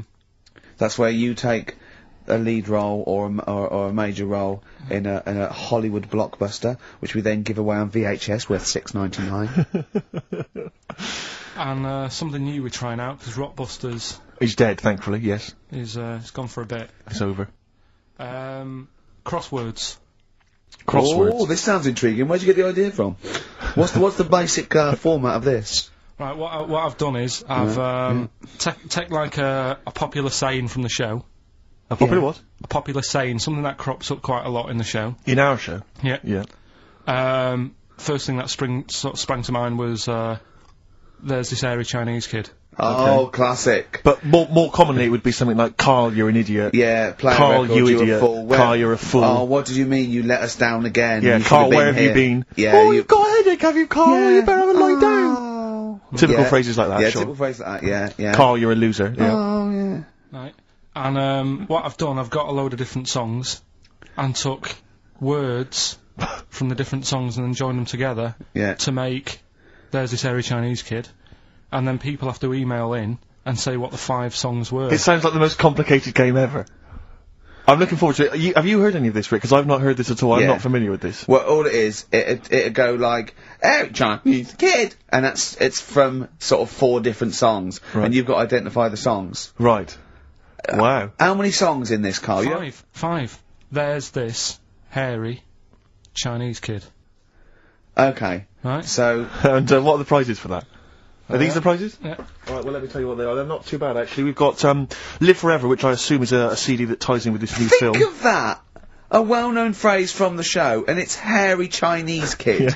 Where would you There hear is no that other radio show in the life? world. This is... Go on. If you've just tuned in, I Yeah, mean, what are you do you thinking? think if you've just tuned in? You're going, well-known phrase from Shaw, hairy Chinese kid. Oh yeah, classic. They'll be playing that in charades this Christmas. So yeah, this is a CD that ties in with this new film Live Forever, which is all about Britpop, and so there's stuff on there from Oasis, Blur, Pulp, etc. We've also got another Red Dwarf DVD, Marion and Jeff, the first series of that, excellent. That's on VHS, sadly, but never mind. And also the very best of Led Zeppelin, a 2 CD set there with all the classics on. So that's not bad prizes actually. You've done yourself proud this We've week. upped it. We're getting serious now. We're playing in the the bigger league. We've upped the stakes. We want Heat magazine not to lose touch with us just because Rockbusters is gone. Yeah. I think they're still behind us. So we've gonna show the world. got film. You appear in a film. We've got crosswords. How is that to do with the crossword? Because I've got words and sort of cross them. Okay. Right, you don't really cross them. But, good. So words. We're playing a game called Words. Word Song. Hello and welcome to Word Song. And obviously I imagine there'll be some more great music. But we've got a new feature, haven't we? Which one's this? Are we doing, within the Monkey News, the new feature? Oh, Steve. I'm excited.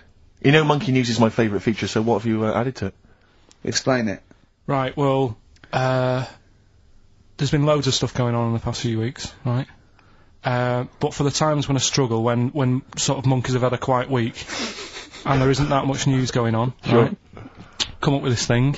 I sort of speak to an expert. I've spoke to him already. You spoke to an expert? Yeah. A monkey expert? Yeah. Uh-huh. And I ask him a question. Wow. Right? The feature, it's got a good name. You know, that's the way I work. Yep. Cheap as chimps. Right? Okay. And what I do, I ask them a question about, you know, how much does it cost to, you know, keep one? How much does it cost to, you know, feed one for a week? Yeah.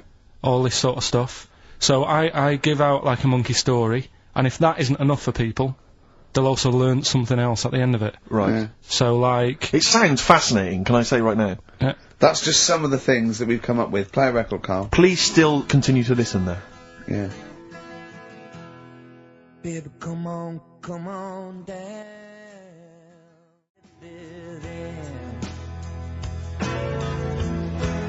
Richard Ashcroft. Buy it in bottles on XFM 104.9. Ricky Gervais, Steve Merchant, Karl Pilkington. Carl, I need the phone number of your girlfriend.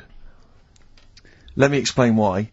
I was lucky enough, once again, to be on your quiz team this week. Ricky... Still to beat me. He's still to beat me with his team. Yeah. We, second I came. The gang here, and some friends, we, sometimes go down to a pub quiz in the local area, and, I was very nicely, I was invited by Carl to be on his team. Twice now I've been on that team. Ricky's always on another team. And, what can I say, Carl?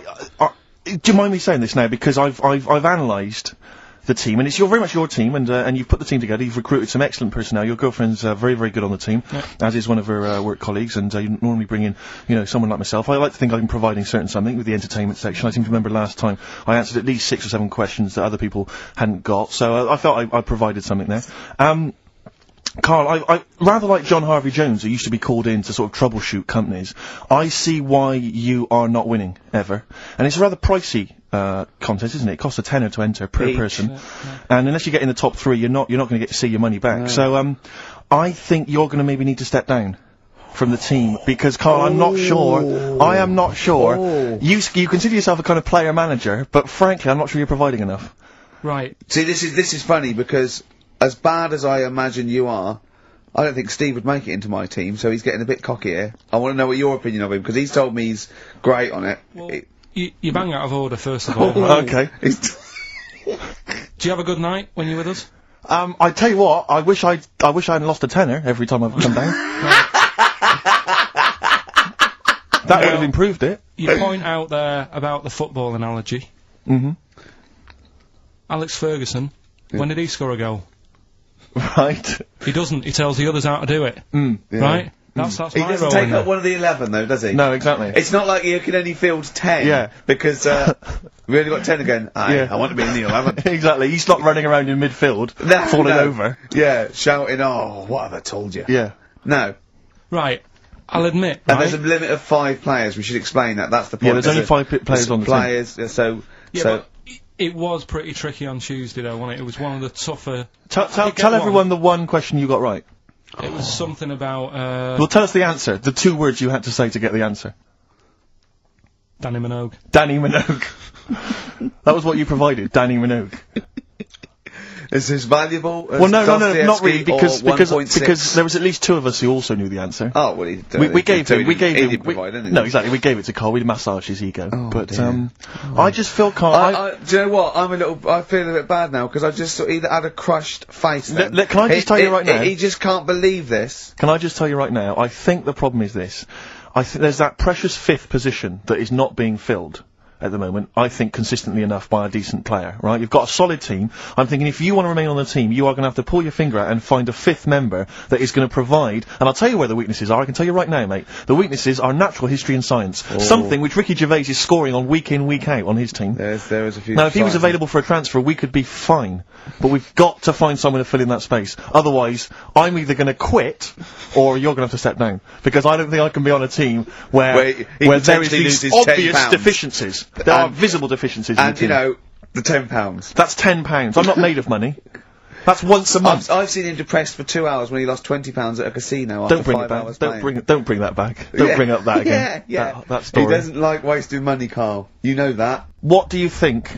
What's the solution? We've got to think proactively now. We've got to sort this out. See, there's always other things going on in my mind when I'm in that pub quiz. For me, it's just a little bit of fun.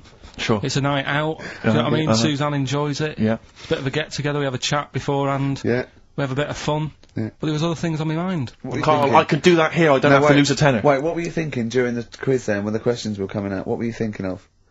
Well, what it was, right, just before the quiz started, I had to go to the toilet, right, because the rule is, right, people who don't go to it, once it starts, phones off, no more toilet. The room, they take it dead serious, don't they, right? Yeah. So, I went to the toilet. Now, I'm not being out of order here, it just got me thinking, right? I went to the toilet. The gay fella in there, right? There was a gay fella in there. Gay fella in the toilet. Now, How could you tell? How did you know? just typical, you know, everything about it, right? Everything about it, right, yeah. Oh. What, large handlebar moustache, leather cap. Butt plugs, amyl nitrate. Could I just say that these views do not reflect the views of the management of XFM or me and Steve. Or most of the people in this country. Go on, Carl. What's your problem? Yeah, but this is what I'm worried about, really. But this is why I only got Danny Minogue right.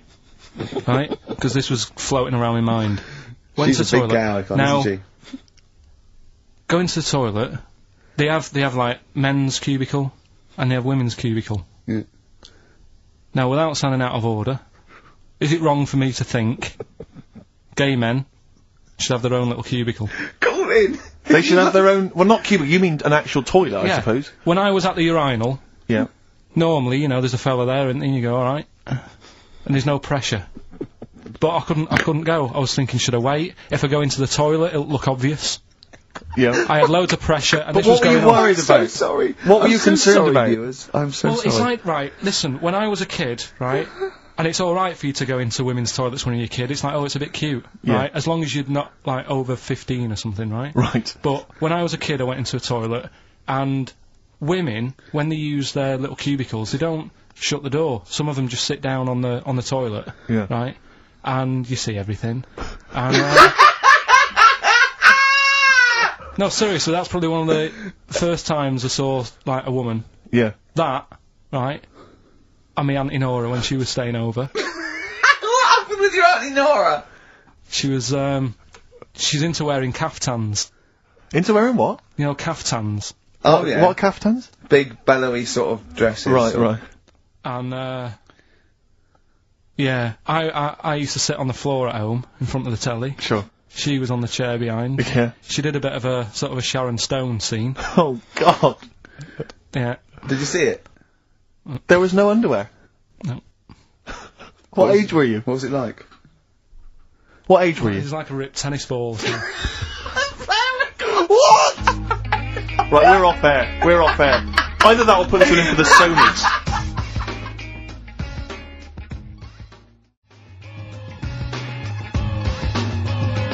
That's how I'm living. Iced tea. That's how I'm living. Bit of old school hip hop. Where's RT? Alright. Good point, yeah. Go make me a cup of coffee or something. Well, before you do that, can I just qualify something? I'm a little bit concerned about your toilet discussion. What exactly is your point again? I was just a bit bemused. You see, it's a tricky one. All I'm saying is, right, there I was at the pub quiz, I go to the toilet, not thinking about anything, I try to go, right, there's a little gay fella next to me. I love this little gay fella. Now, the weird thing is, there's nothing stopping him having a little glance, right, because he's allowed in the fella's toilet. Yeah. Now, I'm not allowed to go into the woman's toilet and have a little have a little look round. Right. So all I'm saying is, should they have another toilet area? What, for gay people? Yeah. And, so this would be gay men and lesbians? Is that gonna complicate things? Well, I mean, I can only assume, I mean, to what point, answer your question, right, if you're intimidated, that's a shame, but, you know, most gay men aren't looking at your knob. You know that? what do you mean? I can only say that 99.9% of gay men who use a urinal standing next to what they assume is a heterosexual man aren't looking at his knob. What are they doing then? They're emptying their bladder. No, but the thing is, I can't talk you're politics saying, for Carl. you're saying, like, you know, about would you have one toilet for lesbian women and gay fellas, right? What does that mean? Yeah, would it be mixed? Would it just be? Well, would it have a man on one? That's heterosexual man. One little picture of a woman on the other, and then what? What would the little icon be? A man and a woman? A man and a woman. Just having a chat? Yeah. Yeah. In pink and Doc But Martens. you couldn't mix them, because then what would happen is you'd get people who are going, oh, I'll play up to this a bit, What, Yeah. pretend to be gay? and yeah, you know, sort of grow a moustache and shave their head. And pretend to be a lesbian. Right. Yeah. So, well, I see, so you know people pretending to be gay so they could go in and have a look at the lesbians? Yeah. Right. So that would mean that we need 4 cubicles now, would we? Yeah, no, this is fine. 4 cubicles. So every pub How now- many toilets do we need at Every the pub's moment? now got 4 toilets. Oh, Carl, bisexuals. Yeah. No, interesting. Bisexuals. How many toilets do we need now? Call the council. Do you use any? Huh? No. No, because they're interested in everything, aren't they? Because the little bisexual fellow will be looking at your knob. Right. With them, Yeah. what you do, you just have a door, you open it, and there's one urinal there, so you can't get a queue. They have to sort of wait. I just thought that, well, why can't there just be a thing between the urinals? So no one can look at anyone else's knob. Wait a Full minute. stop. Just to go back to Ricky's point, what stops, even if we've got the toilet for gay men, what stops the gay men who want to have a look at your willy going in the regular toilet and pretending that Yeah, they're straight? most men don't Who is wear, gonna police don't this? wear gay across their No, head. exactly. They don't have a tattoo. There's no branding yet in the British house where they have to declare. So we're gonna have to expand this, What so we've do all you- got to carry identity Do you know cards. you can see a gay, can you? Coming a mile off. No? No, I'll just hold it in next time. No. Can you tell gay men? Do you know a gay man? I'd say, probably, if you did like if you lined some people up Yeah. and said, point them out, I reckon I'd get, But hold on, we're not talking about people dressed in leather with the arse cut out and an handlebar moustache. yeah. We're talking about, you know, the everyday, No, non-seen. of course, Oh, no. well, yeah. But I mean, suppose I put you in a room and there was 10 naked men, right? Yeah. And, there's 5 gay men and 5 hetero. Could you walk along that line looking at those gay... Am I naked? No, you don't have to be naked. Why would you have to be naked? To catch them out. By Steve Merchant and Karl Pilkington. Now, Karl Pilkington is getting ready. It's the start of a new strand in the show, a new quiz, a new competition to replace Rockbusters. Now, that's quite a tall order, but Yeah. what have you done? Right, like I said, right, if you've only just tuned in, what it is, I've took, and I'll be taking, a well-known saying every week from the show, something that crops up a lot. First one that sprang to mind was, There's a little gay fella standing next to me in the urinal? that's next week. Okay. This week, there's this airy Chinese kid, right? Yeah. That's crops up quite a lot, Sweeping the nation. right? It's competition time. If you want that celebrity endorsed bag from the BAFTAs, Jane had a good idea. Go on. She thinks we should revive sort of swap shop, because a I love competition. Swap Shop, I think it's a great game. It's great. It was great, right? But a competition, or just saying why you need it, right? This way, you know, it's how much you can give, and I think it should be right. What will endorse Carl's life? A theme of the season, I suppose. This is, we're ending a season now of this show, aren't we? And one of the big themes is really develop Carl, enhance Carl. Rejuvenate him in a certain way. What do you think Carl would want? Have you got something he'd love? It can be battling tops. you know, and you got to say why he'd love your old battling tops. It can be a book. Sorry, what's a battling top? Was this something you used to take to school, like, with your hoop and stick? No, it was a little and your game. baked potato? It was in the wrist action. And Go on. it was like little tops, right? You'd have 4 players, right? You'd wind it around like with cotton, right? And hold a little, I'm getting excited thinking about it. I don't know what you're talking about. No, I know, I'm getting overexcited. It was just battling. Was this something like... And you pull it, yeah. I've had And it one. goes mad. Don't yeah. send one of them. I've had one. Don't give any clues. It can be some educational, it can be some personal to you that you think you might enhance. So, the competition is, basically, if you want that bag... So let's just explain what the bag is. It's one of these sort of cardboard giveaway bags that we got at the BAFTAs. It's got a nice big picture of the BAFTA logo. We got it signed by Graham Norton, Angus Dayton, Alan Davis, Jamie Theakston, Paul Whitehouse, Helen Baxendale, Steve, Phil Mitchell, McFadden, Simon Pegg, Steve Wright, obviously the 3 of us. And, you know, it's just a nice little sort of, you know, if you like kind of autographs, or if you're an autograph hunter or whatever else, or you just like the bag. Or you like the show. You know, or you then, want a little piece of Carl. little Or you bit want of to history. give Carl something, a bit of yourself, or Exactly. to enhance his life. So let's get really. it straight. So it's something that you have. It doesn't have to be very expensive. It doesn't have to No. be necessarily a worthy thing. It could be something you've made. Carl has to go, I want that. Something that enhances Carl's life in some way. Something that will make his life a little bit more special, a little bit better. Yeah. And this is a write or email only. We don't want your phone calls on this because we're just too So lazy. what could make Carl's life a little bit more special? And we'll give it away next week. So you've got a week to email or write in with your suggestions about what it is that you'd want to swap for this this celebrity bag. Is it carl@xfm.co.uk? Yeah. Or you can write XFM, PO Box 1049, London, WC2, H7XX. Yeah.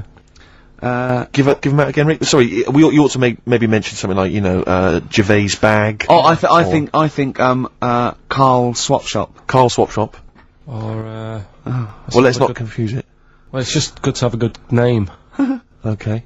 What are you thinking? Is this going to take as long Is as this the thinking golfing on radio puns? again? Is this thinking on radio again? Alright, we'll just do So, that. hang on, it can't just be Karl at XFM. Is it not Karl.Pilkington? Yeah, with a K. But the thing is, why are they emailing me? Because I'm not taking any bribes. They've got to send the stuff in. No, No, of course they haven't. But 100 people send something and you send 99 back. No, I won't send. Oh, yeah, I see what you mean. Yeah, no, they just email or Leave write it in to with a us. suggestion. Oh. Make sure that you mention who you are if you're emailing and leave a telephone number as well. We need a telephone number, we've got to call you back. Let me give you an example. I like the bag. I want the bag, right? I think this would enhance Carl's life because I am sending a Feng Shui book. Something like that.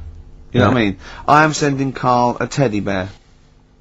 You have to explain why, though. Obviously, Yeah. we can, Why you think it isn't, you know. This And is it can getting be- so it much can more be- complicated than it needs to. I'm bored with it. It was such an easy idea before. Throw the bag, well, burn the bag. Give out the Burn addresses again, the Rick. bag. Okay. It's XFM, PO Box 1049. That's easy to remember. London WC2 H7XX. And the email? I can't remember. Karl.Pilkington at xfm.co.uk with a K. With a K. Alright, well done. Yeah. Man alive, that was exhausting. I'll Any tell you what, clues, Carl? What would you like? What would you like? I really don't know. I honest to God, I can't help anyone out here. No. You just see something you like when you see it. Well, there might be something out there that I don't know about, and yet it is. I'm made- sure there is. Do you know what I mean? sure there's something out there you don't know there's things in this room you don't understand. No, but Okay, look, we played it before once, and I know you were charmed Yeah, by I it. love I'm a this. big fan of this. This is Absolutely from love Amy Mann's album Bachelor No. 2, and this is Red Vines playing.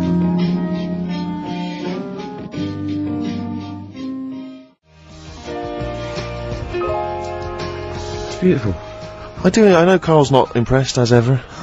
I don't know what your criteria for music appreciation is at all, Carl. it's just like you build them up as being something really good, and then I hear it, and it's like. Oh, But I don't know what it is that you're expecting to hear. What we meant to means say? it's really good. What we meant to say? Oh, this is This is all a mediocre track. This is all right. Listen, Go on. when you played Simon and Garfunkel, Yeah. right, they've got their own unique sound. You know Yeah. it's them when they sing. Yeah. That could have been loads of women who I know. It could have been loads of women who you know. You only know your girlfriend. What I mean, Sheryl Crow sounded like Sheryl Crow to me. Yeah, but Well, only superficially. But Man's been around longer than Crow. Who knows what, influences she may have had. That sounds like a fable, doesn't it? Man's been around longer than Crow. Eh? But see, no, I mean, that's just, there's a number, let's be honest, Rick, I mean, there's not that many great female artists, are there? Oh, hey, be careful there, Steve. Some of the sisters out there will be disagreeing with I'm you. not saying that they can't sing a beautiful song, I'm just worried they can't write the material. I'm thinking of Bush. I'm thinking of... Aren't we all, Rick? I'm thinking of armour trading. That's true enough. I am thinking of... Anastasia.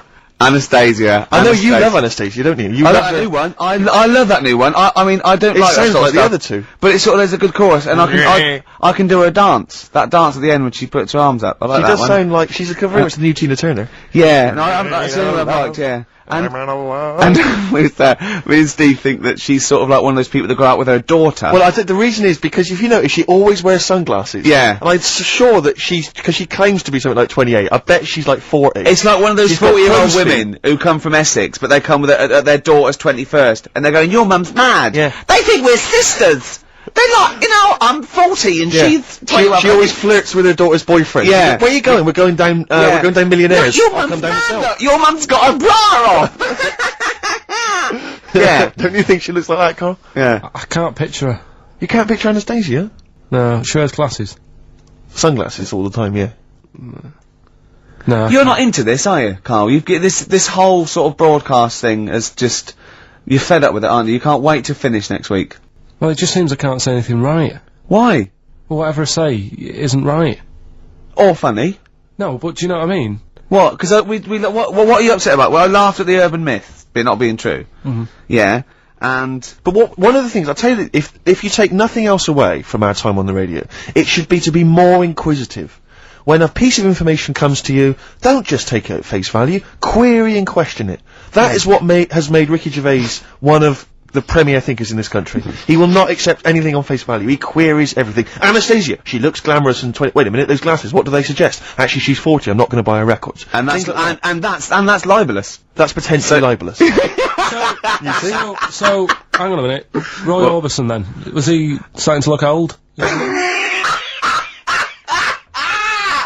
We're not saying everyone who wears sunglasses is necessarily older than their years. No, we're not even saying about Anastasia. We're just doing about an image, one of those sort of like ravers that goes to their daughter. It was a little bit of light observational comedy, to be honest, Carl. You've seen through it, mate. Yeah. You've torn it to shreds. She's not 40. You know what I mean? She doesn't hang out round with much younger people, chatting at their boyfriends. It wasn't true. What do you want? What do you want in life, Carl? Tell me now, because me and Steve can probably sort it out. That is true enough. Come on. What do you want? What's the best thing? What would make your life song? happy? If you could play any song now, what would it be? Well, we're going to be spinning one of my favourites later on. Killing a Georgie. Killing a We've Georgie. sorted that out. You've probably got a lovely few gifts you can choose from, just because we got a few signatures on a piece of paper. Do you know what I mean? Yeah. What more do you want out of life? I always find that Do you want a cat? You want a cat, don't you? it's the things that you don't think you're going to get that you enjoy the most, right? Go on, like what? No. Well, like, when you go out for a night and you're expecting just to have a simple little drink and it turns out to be a really nice night, you see people you haven't seen for ages. Yeah. Now, the BAFTAs, so sort of, you expect so much, He's having a go, isn't he? that when you get there, you get that little bit of veg as a starter. And you think, look at it, they've tried to make it look good, but really, as I said to you, I mean, you don't eat veg, which No. I find is mental. But like the starter that we had, that was like, how would you describe that? It was a veg pie. It was like, I thought, I was starving when I came in there, right? And from the, stairs, I could see the tables, and it looked like there was pate laid out, and I was getting excited, I was salivating. Got there, it was a vegetable pie. I said to Steve. So, Vegetable pie. okay, someone took mine, It I gave it wasn't a away. vegetable White House pie. took mine, didn't he? Yeah, but Rick, you won't eat anything. We've discussed this before. All you'll eat is pizza and crisps. Do you know what he said to me in the week? I was picking up my food in the BBC canteen, and he went, right, I'm honestly thinking of stopping having lunch with you. I went, what? He went, it winds me up. I went, what? He said, it winds me up. It winds me up. You won't eat anything. That's a lovely bit of chicken there. You're not eating that. You're not eating that. It winds me up too much. Like you get irritated by people, noise. He said, you eating, it just winds me up, Gervais. And then he went, you're a cock. Yeah. It really annoyed me. His eating habits drive me mad because he's constantly whinging about the fact that he thinks he's got cancer. Every 25 seconds. Wait a minute, I can feel a lump, It's your cock. No, it's not, it wasn't there before, it wasn't there, it's a lump. I'm dying, quick to the hospital. How many times have you been to, like a doctor's clinic and sat in the waiting room, right? Carl, how many times have you been there, right, with a friend of yours? Twice I've been with Ricky. One time when we were writing the first years of the office, we were writing in the waiting room for the doctor. Because he had to go in there and have because he thought he had testicular cancer. I swear to God, I'd seen the thing about it, and cancer. I just said, so, and I'll put I never worry about that again. He said, no, you're not in the risk group now. The other time was... But wait a minute, you had to go in there. The other time was, I thought I had, stomach cancer, and she went, why? I said, oh, God, he said, when you get a sore throat, do you think you got throat cancer? I said, I've thought that, yeah. And she sort of said, get out of here, you idiot, and that's what I like that when they do that. But I think it's sort of since my mum died of it, and I just think, oh, God, it's in the family, and that's the thing I worry about, but don't you prefer, I mean, I don't go, because it scares me. I'm like that. I prefer not to go, because I always worry that, especially with cancer and things, that they'll go, you know, I'll go there with a sore leg or something, and they'll go, no, your leg's fine, but look at this we've found in your head. If it's a brain, you'll be laughing! No, but do you know what I mean? They'll find something, because none of us are perfect, and as you get older, you get little moles and stuff, and, and they'll say, oh, we best get rid of that, and it's like, leave it alone, it's not causing any problems. That shouldn't be there. Leave it alone, it's not good. It is, it's getting bigger and it's strangling your lungs. But Rick's sort of like... but my point was, this is what upsets me. He constantly worries about his health. He's constantly obsessed. I found some buboes. I think I've got plague. every 10 minutes he's got something. I started choking once because I thought it was some dust, didn't I? Yeah, he swallowed some dust. He started choking like he'd swallowed a fishbone, right? It was literally, I thought he was going to die. And he panicked, dust. and he shouted, right, I'm choking, I'm going blue, and I'm trying to hit me, and he's hitting me on the back, and he shouted, I don't know the Heimlich manoeuvre. Yeah. And I was choking and dying, but then I wanted to laugh. Because he panicked going, it's like, if he's gonna die, I want him to know that I didn't know the Heimlich manoeuvre. I did everything I could, but I didn't know the Heimlich manoeuvre, so that was why I couldn't have saved him. Dear. But my point is this, he worries about his health, and yet he eats like a child. He eats crisps, constantly, Coke. He keeps going, oh, I've got a headache, drink some water. Yeah. No, boring, hate it. I did say that, yeah. Chips, pizza, sausages, beans and chips. I've never seen someone eat so much. Sausage. I don't know how he's not bored of it yet. Sausage, chips and beans. Everything that's got to have cheese on it. Parmesan cheese, please. You know, on anything. Why don't they leave it in a restaurant as well? Seriously, why don't they leave the Parmesan cheese? It's like it's gold dust or something. The salt, as much salt as you want, but they come up, and I found myself sneaking. I've said to Jane, look out, is the waiter looking? And I've leant over and did some more Parmesan. I feel really guilty. Just leave it. It was on a trifle. You don't need cheese on dessert. I've explained it to you. Oh dear. So this is why I get angry, and that is why I got, and this is, I'll tell you this, what, if I had to be on, I mean, Ricky was on Room 101, if I had to be on there, I'll tell you this, Ricky Gervais would be the first person in there. He'd be straight in there, man, because I got a list as long as you are. What did you think when I said, annoying people, like making noises? Unbelievable. So, you talked about, annoying noises, and that, people that make noises that are annoying. He is the most irritating man I've ever met, and I swear to God, I don't mean that as an insult, you really are, because you go out of your way to be insulting and irritating. Thanks. And that's fine, you know, but you'd be straight in there. Yeah. In fact, we should do this next week for Karl. We should draw up a list of Karl's hates, what he'd put in Room 101. Oh, Think about that next week, That Karl. is genius. Next week, so we got the competition, we've got Karl, I'll tell you what, let's play a record and do White Van Karl. Yeah. And sum up, and just let's slam dunk this mother. That's true enough. What are you gonna play? Some Alpine Stars. Okay.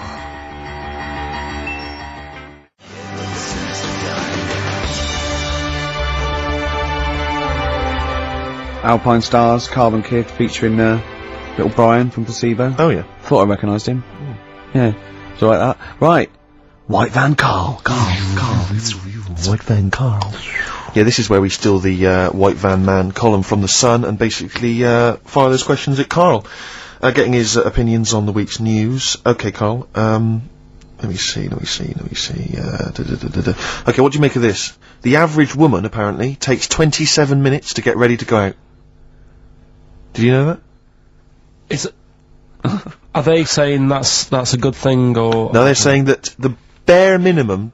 Average, this is what they surely. said. No. But I remember reading, I'm sure they said that, it takes them 27 minutes to get ready to go out, at the very least, I think. It's not that bad if it's for a night out. I mean, 30 minutes is alright. If it's going to get to 20 woodbines. But, yeah, or, you know, if the house is on fire, and it's like, quick, Yeah. get ready and get out. I don't think it's in a fire, no.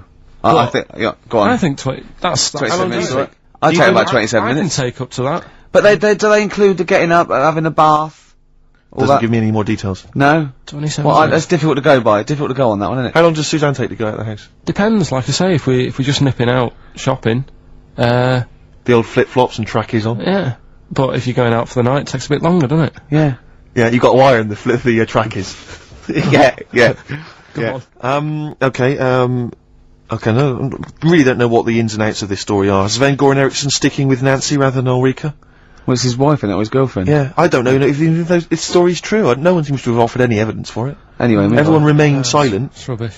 And, okay, what do you make of this? David Beckham apparently was driving despite having an injured foot, and, just further threatening his World Cup chances. Now, obviously you're a big football fan. Well, I'm not that big. I like the odd game. Sure. Would that hurt him? Would that hurt his foot? It can't be good. Is it in a plaster? It's not in a big cast, Sure, is it's it? better to drive than it is to walk on it.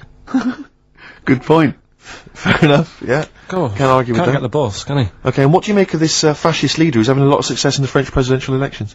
What's he doing? Have you not come across this story? No. Right, this is one of the big political So stories. he's got a far right that got nearly 20%. He's a far-right fascist leader, and he's having considerable success in the French elections. I don't think we should be asking Karl questions like this. Not something you've got an opinion on? I'm getting scared. There's all sorts of bad stuff going on in the world that we don't know about. Yeah. But we know about this. Yeah, but you're better off not knowing, because there's nothing I can do about it. You're absolutely right, Karl. I can't argue with that. Oh, God, man alive. Fantastic. That is brilliant. Have we got it lined up? Bit of Rolling It's the one song I've been wanting to play since we've been on XFM, really. And, took me a while to track it down, obviously, in the XFM library. But here it is, Give Me Shelter from the Rolling Stones. It's an amazing track.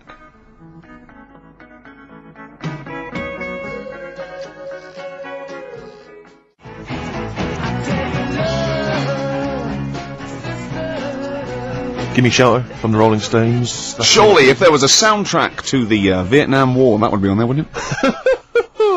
Can I just reiterate this this giveaway then? We got this bag signed by a number of celebrities, Graham Norton, Angus Tate, and different people on there. Yeah. And if you want to win that, then you have to email or write in with what you are willing to swap.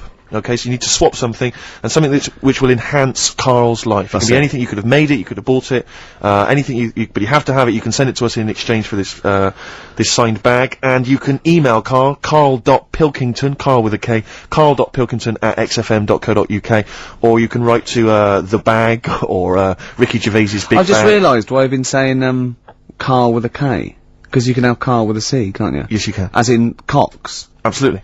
You can write to XFM PO Box 104.9 1049 London WC2 H7XX. All right. Okay. Right. Well, Alright. there's going to be a bit of a change, isn't there? Yes, that's absolutely right, Rick. Normally we would end the decided show, obviously, with just- a song for the ladies. But because it's sort of Karl's penultimate show, and we're going to play one of his favourite tracks. What are you going to? Yeah, I just thought we could play this. It is obviously the Killing of Georgie by Rod Stewart. and this is that's there. And Karl Pilkington for the last time. Indeed. I'm afraid. Yes. So, you know, we're going to have a little bit of a chat. We're sewing up some things with Karl. Indeed. We're giving away that prize, that BAFTA bag, and, you know. Playing some great music. And we're just, I mean, I'm bringing in my favourite tunes. I'm bringing the Smiths, Radiohead, Cat Stevens, David Bowie, Neil Young, the classics. Steve's doing the same. Indeed. Well, Karl, the last time for, apparently, someone's got it a bit wrong. We're not actually away for 6 weeks. We're away for about, we'll be back in, August, won't we? What the hell? Yeah. Don't swear. Yeah, that's outrageous. On the last show, you have to say that. Already brought the tone down. Yeah. Cheapened it. And I think it's blasphemous as well. Yeah. No, it's not. No, hell isn't, is it?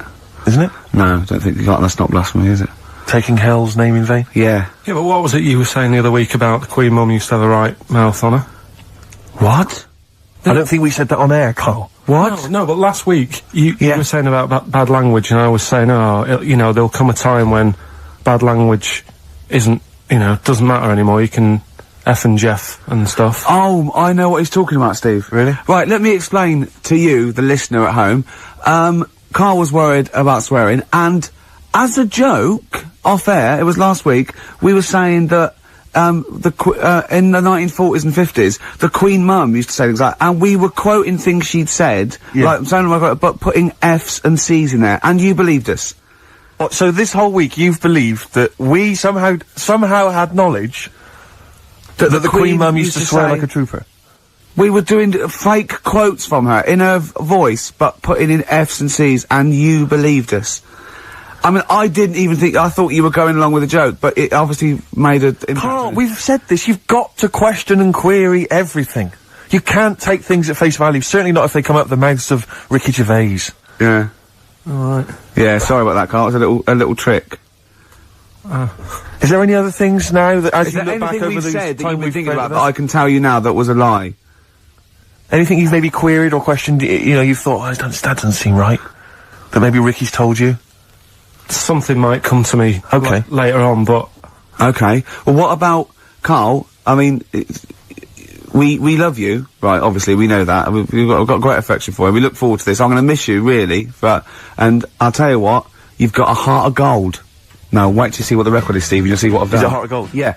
Brilliant. Brilliant. Alright, that's why he's a bronze award winner at the Sonys. I don't get up for bronze. I don't get out of bed for bronze. No, that's a waste of our time. Karl Pilkington over there on XFM 104.9, winner of a bronze award At the Sony Radio Awards. the Radio Oscars. So Man Phil alive. Jupiter said. That's what he called them on Liquid News. I'll tell you this, Rick, I'm not used to being on a table with losers at an award ceremony. No, I don't. I'm glad I didn't want to come in to do the final show. No. You know, I went straight over and sat with Pete and Jeff, didn't I? Yeah. I went And over to Radio the, 4. I went over with Paul Gambaccini. I went That's over to it. BBC World Service. Yeah. You know, it's yeah. a lot funkier. A lot cooler. Won an award. Yeah, That won an they award. swept the boards. Yeah. I don't. Bronze is nowhere. What was the mood? What was the mood here? Silver's. What was the mood here? Because the day after, because people were, I mean, let me tell you that, I think XFM deserved an award, and I thought it was criminal, actually. But what I did like, that we certainly had the room, because Pete and Jeff said good luck to us and Christian, that was really nice. And then someone else mentioned it, James Nesbitt. James Nesbitt said, XFM and stuff, so it certainly had the... Gambaccini said something about it. Yeah, Did so he? it certainly, Gamba? it certainly had the room. And for a local, you've got to realise it's a local radio station, you know, and, you can't compete really with Radio 2 and Radio 4 and But all what was the those. mood the day after? Here at XFM? It was alright. I mean, I think we expected a few more, But but you shouldn't take these things seriously anyway. But They're what very I did- yeah, flattering, but what I you didn't never realise, take Rick- awards seriously. But what I didn't realise is you have to pay thousands of pounds just to nominate. You're joking. Just to get into the running for an award. So you've already, you know, they've squandered thousands of pounds. No, it's just not to thousands, It is is. it? well, it mounts up because you pay to enter. And then right? the table. You've got to buy like mini discs and that to send your stuff in on. which Sure. adds up with Sony mini discs. Oh, I see what you're saying, I'm Carl. not saying anything. No. And also then you've got to pay for the table Right. and the food and the drink. I mean, it's a few grand. I swore on live television as well that night. Yeah. But I've never done that before. I mean, I've sworn before, but never accidentally. And we were being interviewed for, and Christian was sort of like, quite, you know, being a bit boisterous, and he must have brought out the worst in me, and I just accidentally said the F word, and I apologised straight away. I didn't want to embarrass Phil Dupas. He was doing a He good does job. that himself, yeah. but I was thinking about yesterday, and you're saying a bronze isn't worth having, right? Yeah. But say like We're only joking. None of them are worth having, but they're very nice. They're very nice to No, win. bronze is and it's- pointless. But you say that because like bronze is like coming last, isn't it? Yeah. Yeah. Right. Yeah. Can you tell me the name of the person who won the marathon this year? No. Yeah, but that's because we're not sporty. Well, I'm sure listen. there's lots that can. But Yeah. then the guy who came last, who was in the swimsuit, people remember him. And No, I don't remember his name either. No, what's his name? No, but he was 6 days late. I mean, he was really Yeah, but bad. what's his name then? You see, no one's remembering either. No, but if someone said who won the marathon, I'd go, I don't know, but there was that guy in the swimsuit. Well, I'd say I don't know. It was a woman. Yeah. She had shorts on and trainers. I'm just trying to make My point is, what they will remember is that we were losers. That's what they remember. They may not remember our names. Yeah. They'll just point and shout losers. We're all winners, aren't we? We're all winners, really. For taking part, sure. Yeah. And it's all subjective as well, isn't it?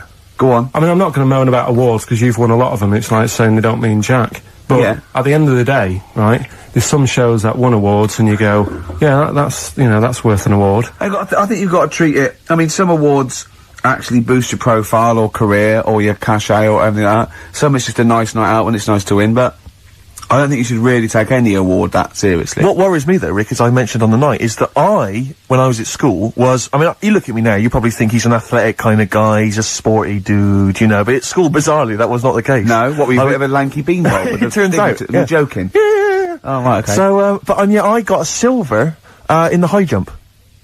And I've done better in the high jump, right? Did no training whatsoever, did no Yeah. practice, just turned up. You were 2.5 foot taller than every other Well, person people in your think, class. but wait a minute, people think that if you're tall, that makes you easier, it makes it easier for you to do the high jump. Surely not, because I've got all that leg to get over the pole. That makes it harder for me, Don't surely. talk rubbish. What are you talking about? Well, of course, the taller you are, the more chance you got at the high jump. Well, explain Everything that else to me. being equal. Oh, what? Are you okay then? So, is it harder for a 6-foot man to step over a matchbox or a baby midget? A baby midget? That is tiny, Rick. Hang on. XFM 104.9. I'm Ricky Gervais with me, Steve Merchant, and Karl Pilkington. We're all here then. Oi, oi. About 1:05. Yeah. Got 2 hours to go. I imagine you've got all kinds of treats lined up, Rick. Well, there's lots of things on the show. Great music. You know, Nirvana, Radiohead, The Darkness, to name but 3. Can I play you something from Led Zeppelin later? Yeah, please do, and maybe some Neil Young. Oh. Now, coming up also on the show, we're continuing a thing we started. We've only got 4 weeks to go before maybe we either give it all together or go away for a Is couple it of 4 months. weeks or 3 weeks now? Is it 3 weeks? I'm not Oh, I don't know. I think it's the 16th of August, isn't it? Cannot end soon enough. Wow. Might be that, it'd be a shame to end it forever, but it's all up to Karl. So, again, he's in a grumpy mood. We've tried to try and up his attitude, and it's them, it's the listener that counts, Karl, not us. We may be feeling bad, but you, the listener, count. You come first, yeah? Okay, up, yeah? Big 'em up. Big up London. Big up you, the listener. Karl, leave yourself at home for a little while, yeah? We're going to continue that thing we started last week. We're doing the list of the most hated people in Britain. It's not us, it's the listener. So we're, keep coming with those suggestions of people you just obviously you don't hate them. We don't want a list of mass murderers, dictators, and politicians. You can have them, but Mass murderers and politicians, what's the difference? good point. Good point.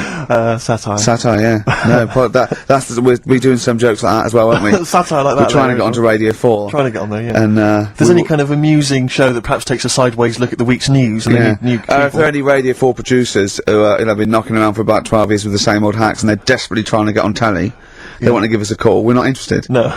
No. We've got bigger fish to fry. Yeah, But yeah, so if people that you hate, minor celebrities, people Yeah. on TV, pop stars you don't like, email in ricky.gervais@xfm.co.uk. And I'll tell you what, then we'll do like the Channel 4 do, then we'll give you the sort of list of the top 10 at the end, and you can vote within that top 10. I'll tell you the ones out in front though. Could we wire up some kind of premium rate phone line so that we make a fortune We from can't it? afford it, but if when you email in, if you could also maybe send us a lottery ticket, then, you know, we'll make something out of this. The ones in the lead, I'll do in no particular order, but these are the ones way out in front at the moment, is Chris Moyles, Robbie Williams, Chris Tarrant, Davina McCall. Interesting. I'm sort of surprised at, but Yeah. I know that it's probably just I think she's just familiarity. been on TV too much lately. Yeah, That's that the reason. T-shirt annoys me. Big Mother. Sure. That annoys me. We don't care. We don't care whether you're pregnant or not. Loads of people have children. Yeah. I don't care. Get on with it. And Dominic Mohan. So there's I mean, but think of your own. There's a lot of people just coming up behind there, though. Graham Norton. He's Yeah, just Graham approaching Norton. from behind. Oh, there's the sort of stuff. It's sort of like we've done satire, we've done We've done innuendo. smart. I mean, he's the king of the If double anyone- entendre. Well, he's the king of the single entendre, but we can double it up if you want. If anyone... 104.9. This is the sort of things we're available. Go on. If any of I'm the loving this. This is going to be good. I'm loving what's coming next. What? If any of the producers of Carry On London are listening and they need some new talent to write some smutty innuendo, I think we're your men. Yeah.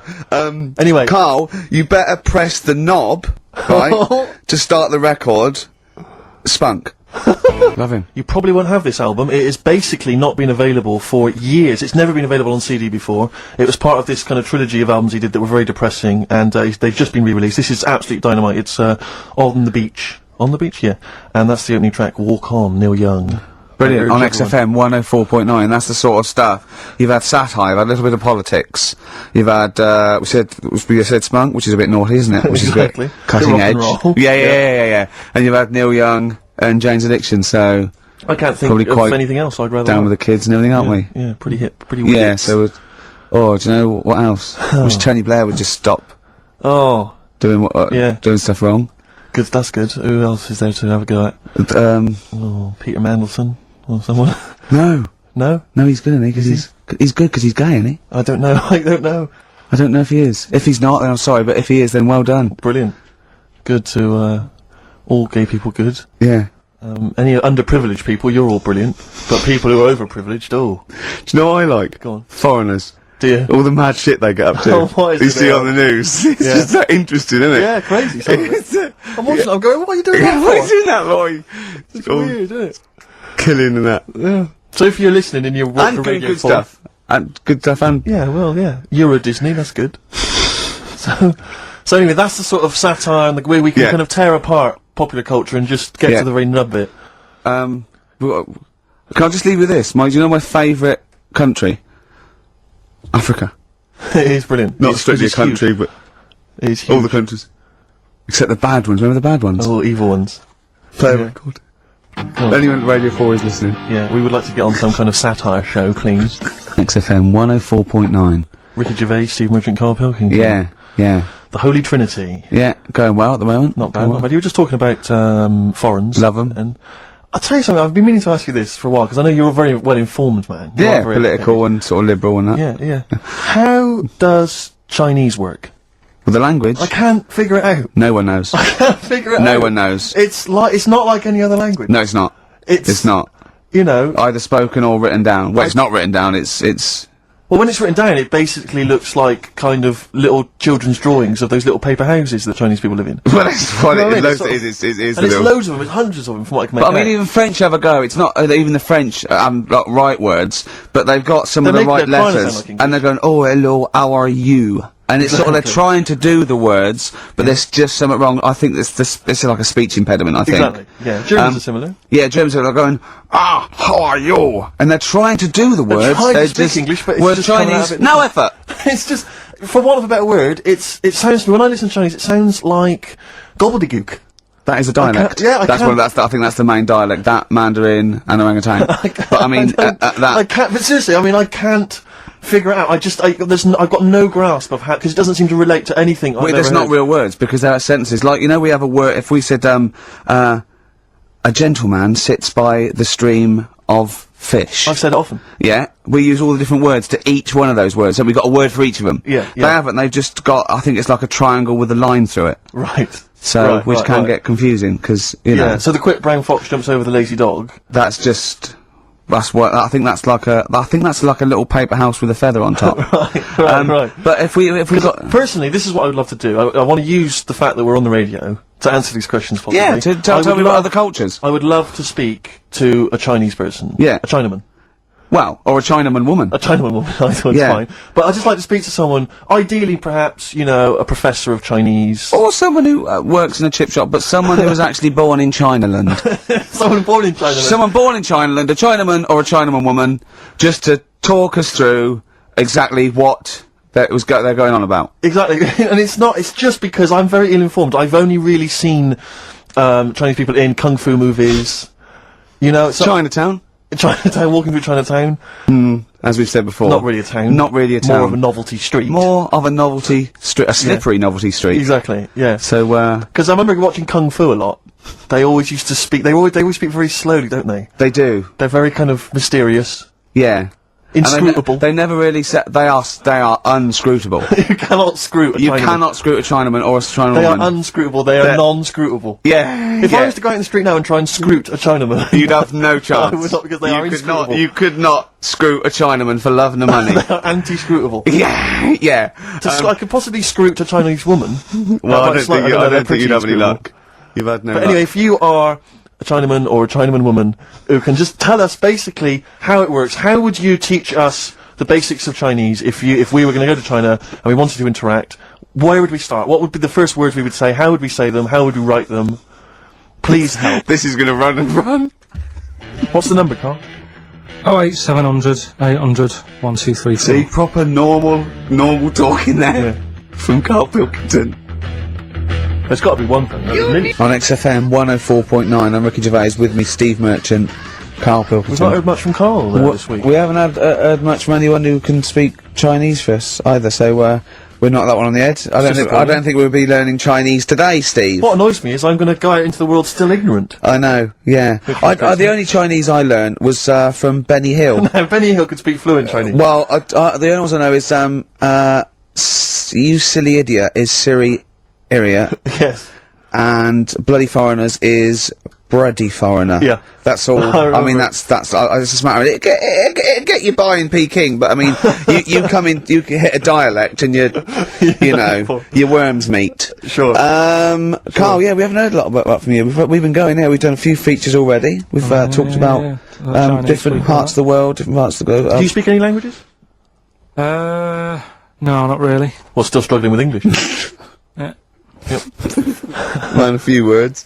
I mean, literally. So About 4,000, I think he's got. I've had a lot of emails, actually, people saying, Carl, please don't leave, we don't want to see the show ending, blah, blah, blah, blah. And we've had What a couple exactly of calls bringing back Cheeky Freak of the Week. And do you know what Carl said?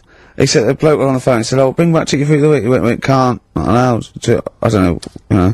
And he went, oh, go on. He went, well, no, I had a story today. A fella born with 2 dicks, but I can't do it.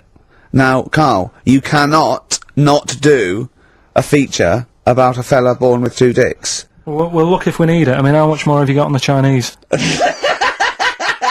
We've done that. We've nailed Chinese. We've done it. That's done. That's put to bed. Fella with 2 dicks, please. No, we might get round to it later. But like I say, Cheeky Freak of the Week. Sort of, we've put that on hold at the moment. Sure. Right.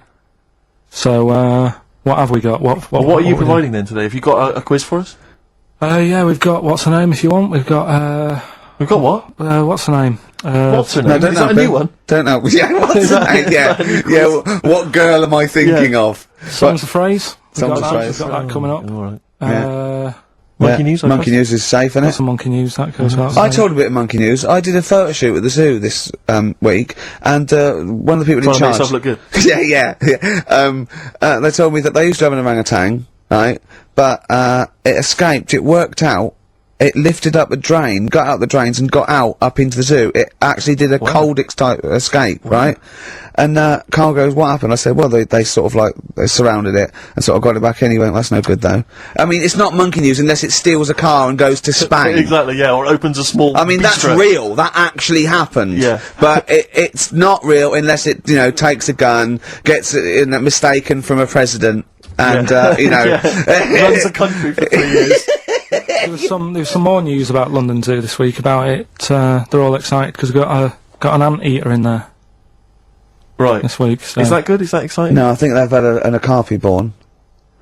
It's got a long nose. It's like a sort of tapir type thing. Not interested. I've said to you before about if an animal's named after what it eats, how interesting is it? Do you know what I mean? But an anteater is the only one, isn't it? Well, get rid of them. Do you know what I mean? there's lots in there. What other ones are there? Well, there's flycatchers. There's lots of animals that are named after what they eat. aren't What's the there? flycatcher? That's a bird, isn't it? Seems ill-informed. I can't think of many beyond anteater. You're talking about, because you were talking about zoo though, and I was watching the news last night, and it had, a feature about Madame Tussauds. And it was saying that they've scrapped many of the royal family. Now, I don't mean this, but I've never understood the appeal of Madame Tussauds. I just, genuinely, with no irony, cannot see the appeal of sort of having my photo taken next to a waxwork of J-Lo. I know. I can't compute why that would be fun. I don't know, what is it? Do they move? Because they don't move, do they? No, They of just course stand they don't. there.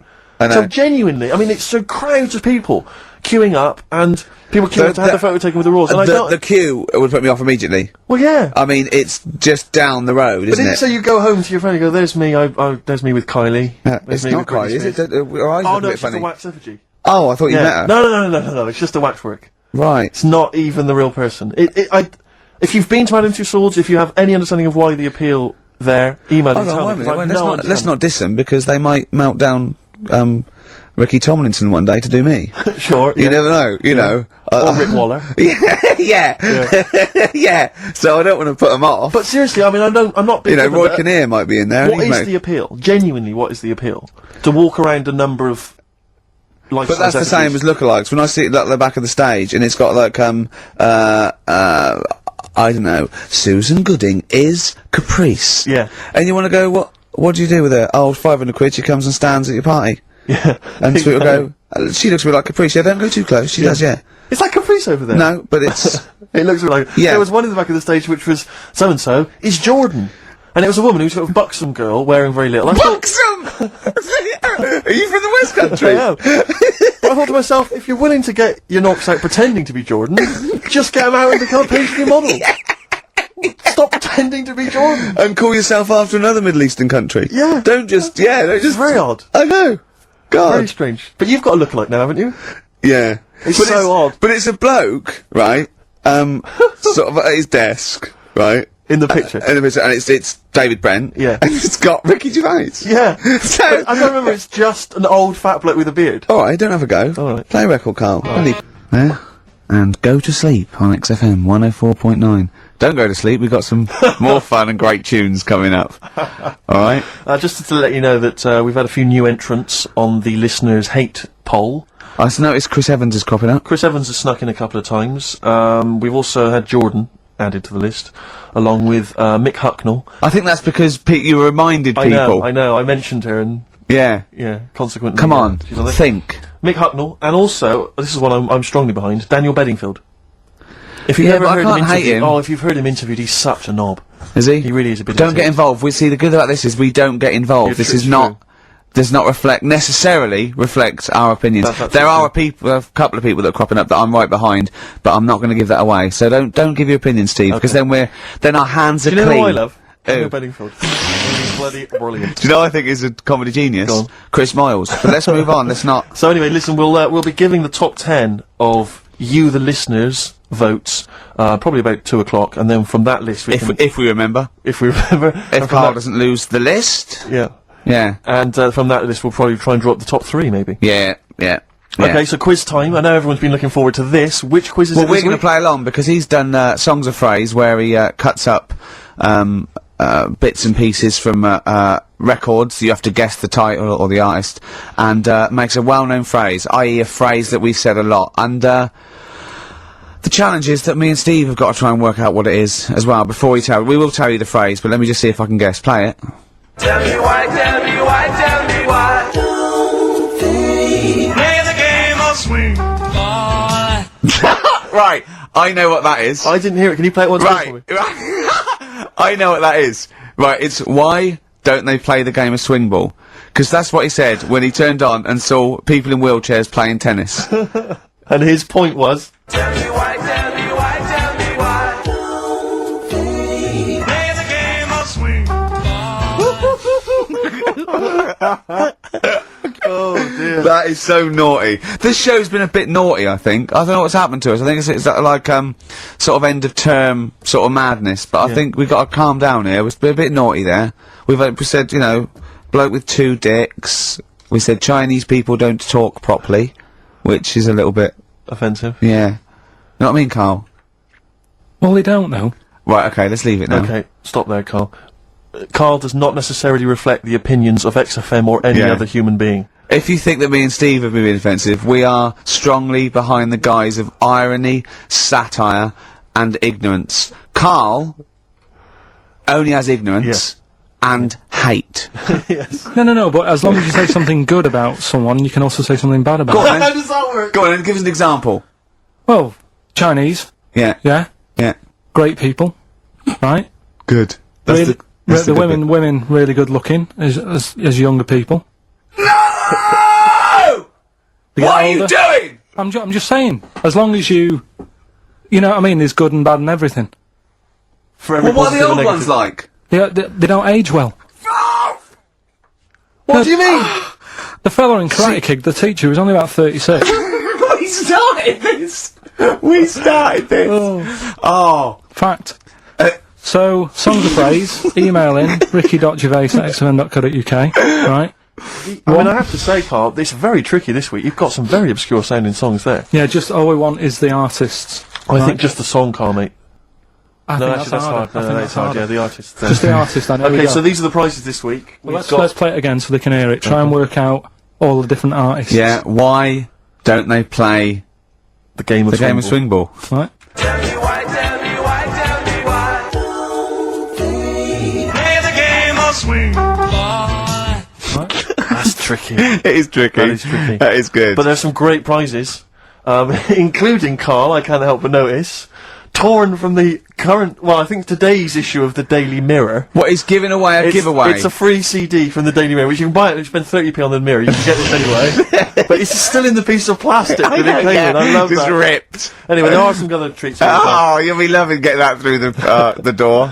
So there's the Jingly Jangly Sound of Summer. Good Vibes, a 2 CD set featuring music from Crowded House, R.E.M., Simon and Garfunkel and the Beach Boys. I'll tell you what, I've got the thought of another game. We can put Carl's into theory, right? I can tell him a sort of like a person or, you know, a people or a place, right? Or a profession, and he's got to come up with a good and bad. A good and bad thing. It is dicing with death. Yeah. Are we ready to do this?